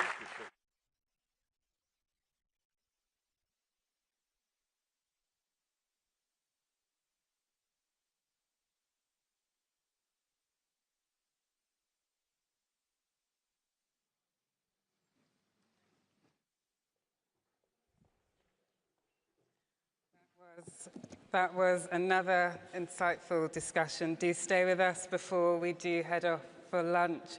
I think I was a bit excited earlier, and who can blame me, because I introduced the party leader of the Swedish Social Democrats, Magdalena Andersson, who will be in conversation with me right now. She's known by some in Sweden as the bulldozer, and I'm sure you'll find her less terrifying than her nickname suggests. So please do welcome Magdalena Andersson to the stage, please.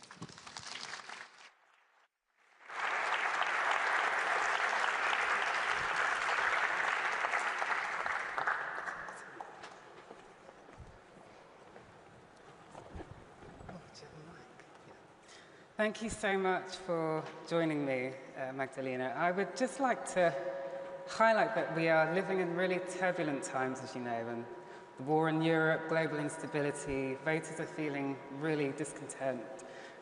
From your perspective, how should progressive parties face this moment? How do you give people both security and a sense of community?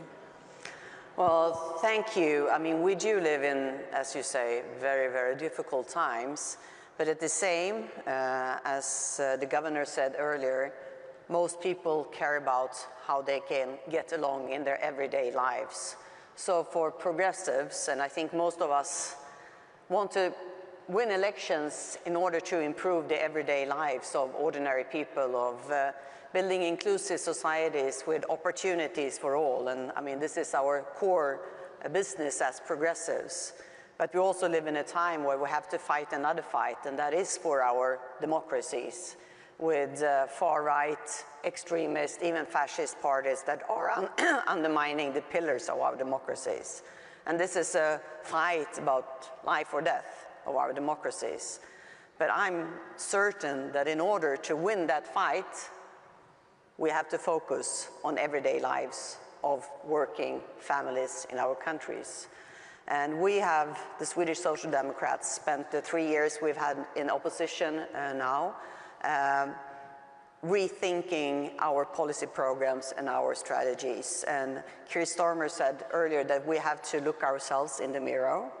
And we have done the work. We have started out by looking out of the window, making an analysis of what Sweden is today and the surroundings and actually the problems we do have. And then looking at ourselves in the mirror, asking ourselves, do we have relevant answers to what Sweden is today? And the answer in some issues has been yes, and in others it has been no. But it's been a very honest process.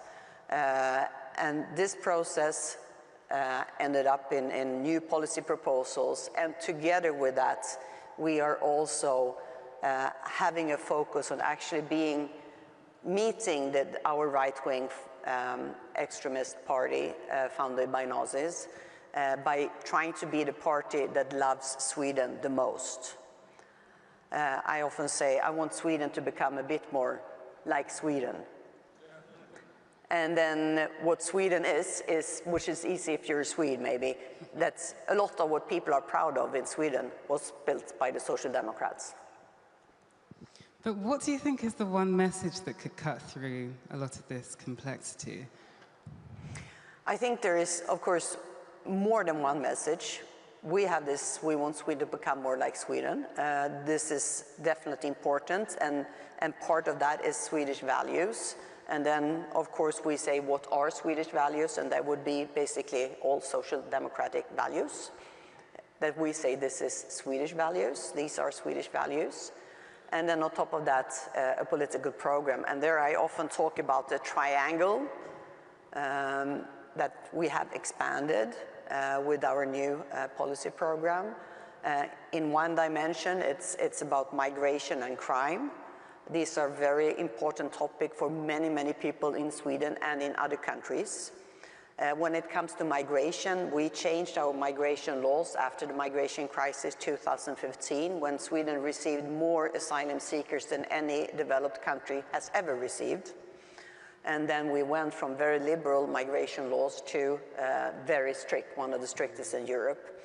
At the time we did it because we had to do it, but what has changed now is that we're not forced to do it. We really, really say this is absolutely necessary, because we have to take care of all those people that do live in Sweden, have the right to be there, but are now out of employment, not schooled enough, and we need to focus there. When it comes to crime, we are much, much tougher on crime than we were before, and this is necessary given the development that we've had in Sweden. So we are more in that direction. We have expanded the triangle in that direction, but we also expanded the triangle when it comes to more traditional social democratic policies, when it comes to, well, our welfare systems, our schools, healthcare, elderly care, but also when it comes to our insurance systems, where we, for instance, want to have better pensions for blue-collar workers, but also better conditions for sick leave, which the system we have now is actually disadvantaged, particularly for blue-collar workers. That's something we want to change. So we're expanding in that direction. And then on top of that, I think more new and more progressive policy when it comes to economic growth, actually promoting new industry and businesses. And this is a good contrast right now when we do have our far-right party that is, as many others, waging a culture war against the green transition and the new green energy industry. And we, the Swedish industry at least, they are already there. They know this is the future. This is where they want to go. So there we have a good contrast, and we actually do have the Swedish business industry on our side right now. Yeah, you alluded to your stance on crime. Some progressives might feel as though sometimes a tough stance when it comes to crime may reinforce the very narratives populists may thrive on. I mean, how do you go about avoiding that? Well, the development we've had in Sweden when it comes to crimes, shootings, and also crime going to younger and younger, even children, there is no other issue, but there's no other possible stance to be tough on crime. This is a main concern of Swedish citizens, for a good reason. But also there, the government and the Sweden Democrats, they are only focusing on when it comes to punishments and more police, which of course is necessary. We vote together with them on the same stance in Parliament most of the time. We need to do that. But on top of that, we have more proposals, both when it comes to actually getting to the gang leaders with the kind of legislation you have in the US, the RICO legislation, that has been efficient to tackle the mafia in the US before. And then, of course, also, which is more traditional social democratic, a more thought-through program when it comes to avoiding new generations entering into criminality. And also a part of that is an ambitious program to lift up those parts, those neighborhoods that are disadvantaged right now, with problems with poverty, unemployment, schools that is not delivering, open drug scenes, to actually have a true program trying to lift those neighborhoods. And whilst you're lifting those neighborhoods, I mean, how would you go around reassuring people who feel slightly unsafe or unheard in their communities? How would you reassure people who feel by unsafe? Having really good policies and really having a program for lifting these neighborhoods to integrate people into the Swedish society. And that's also a good contrast to the Sweden Democrats, because they don't want that. And most people realize that they want to get people out of the country. But if people have permanent residency and even are Swedish citizens, they will stay in Sweden. And most people realize that. So having a good program to actually make sure people get into the labor market, start working, pay their taxes, be a part of the Swedish society. That is really the way forward. But of course, with the very high migration we have had in Sweden, of course there is a discussion on Swedish values, which is also a concern of many people in our country. And that's also the reason why we are actually trying to be there, showing that we also care about Swedish values, and not being afraid of talking about Swedish values, but also defining what are then Swedish values. Like, we don't value the people that is in front of us according to where they were born, what they believe in, or if they're a man or a woman, but actually the person that is in front of us. Standing for gender equality, inclusive societies, dislike of hierarchies, but a love of standing in line just like the British. Just touching on the economy, cost of living and climate, after years of high inflation and a cost of living squeeze, and the now escalating climate pressures, what does a progressive economic policy look like, and how do you capture the sort of mood of ordinary people while still driving that transformation? I think we really have to discuss short-term and long-term at the same time. In the short term, of course, we have to make things easier here and now for ordinary families. If that is tax cuts for low-income earners, or if it's different kind of handouts, lowering VAT or whatever, that is necessary to do here and now. But at the same time, we can never become rich societies if we don't have a better economic growth, if we don't have a economic growth policy that actually makes sure that investments, jobs, and wealth come to European countries or wherever you come from. That is absolutely necessary for progressive movements to also have a forward-looking growth policy, industrial policy, to make sure that we have societies and economies where we can have real income wage growth. That is absolutely necessary in the long run. But in the short run, we have to help ordinary working families. And when it comes to redistribution, how could you fund bold investment without losing your sort of fiscal credibility? You're asking someone who was Minister of Finance for 7.5 years. I think I was once called the most frugal in Europe, which I thought was a compliment. But to be honest, there are no free lunches. If you want to spend money, you have to make the money come in one way or another. Having a good growth policy, of course, is one way of actually increasing the possibilities of a government to have money to spend. But otherwise, you have to either you can increase taxes or you can cut spending. That's the way to finance things: growth, increase taxes, cut spending. And of course, we aren't in just any circumstances right now with the situation in Ukraine, with the U.S. stance on European security.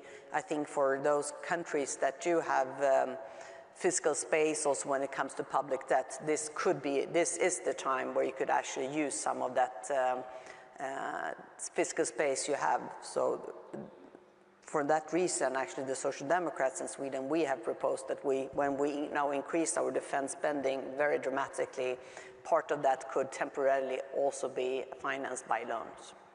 But many European countries don't have that fiscal space. They already have too high public debt. Mm-hmm.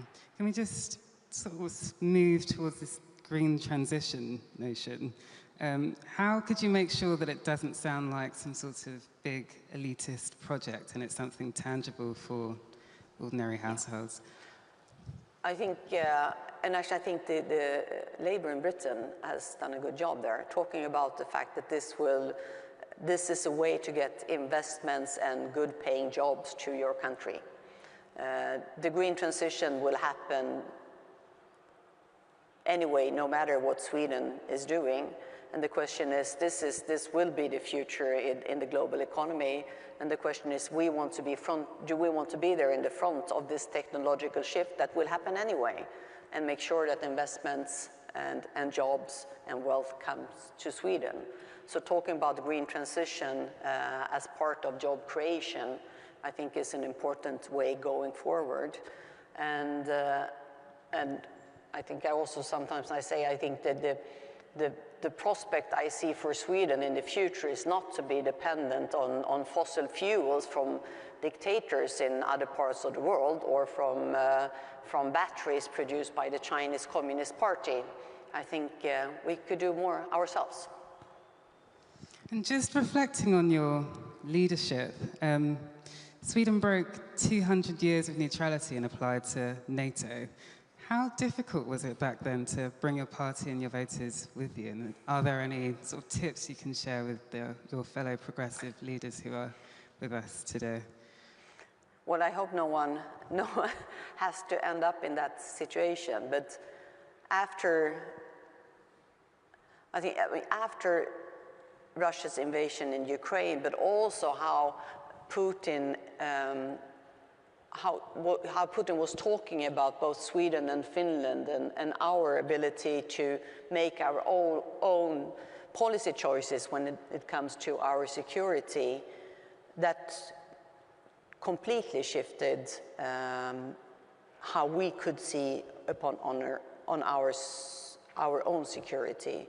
I mean, before there was a agreement that every country has the right to make their own choices when it comes to their security, and now all of a sudden Putin was trying to say that he would have an influence or decide Sweden's choices.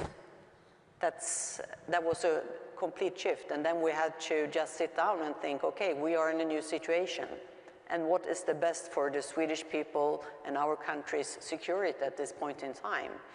And we had a very open discussion on that within our party in the executive committee. And I think what was important was that we were actually spending so much time together with open minds, really thinking what is best now. And the fact that we actually did this together, I think, was very important for us to end up where we were, where we decided this was the best thing for Sweden, and that it wasn't, of course, for some party members this was painful, but all in all, we came through this process together in the party without too many deep scars. Just finally, the nickname, the bulldozer. How does that make you feel? Oh, I'm very proud of the nickname bulldozer. And on that note, we're going to thank Magdalena Andersson so much for joining us here at the summit. And we will be taking a short lunch break. We'll be heading back in here for around 1:25 sharp. So please use this time to connect and exchange ideas. And yeah, we'll see you after lunch.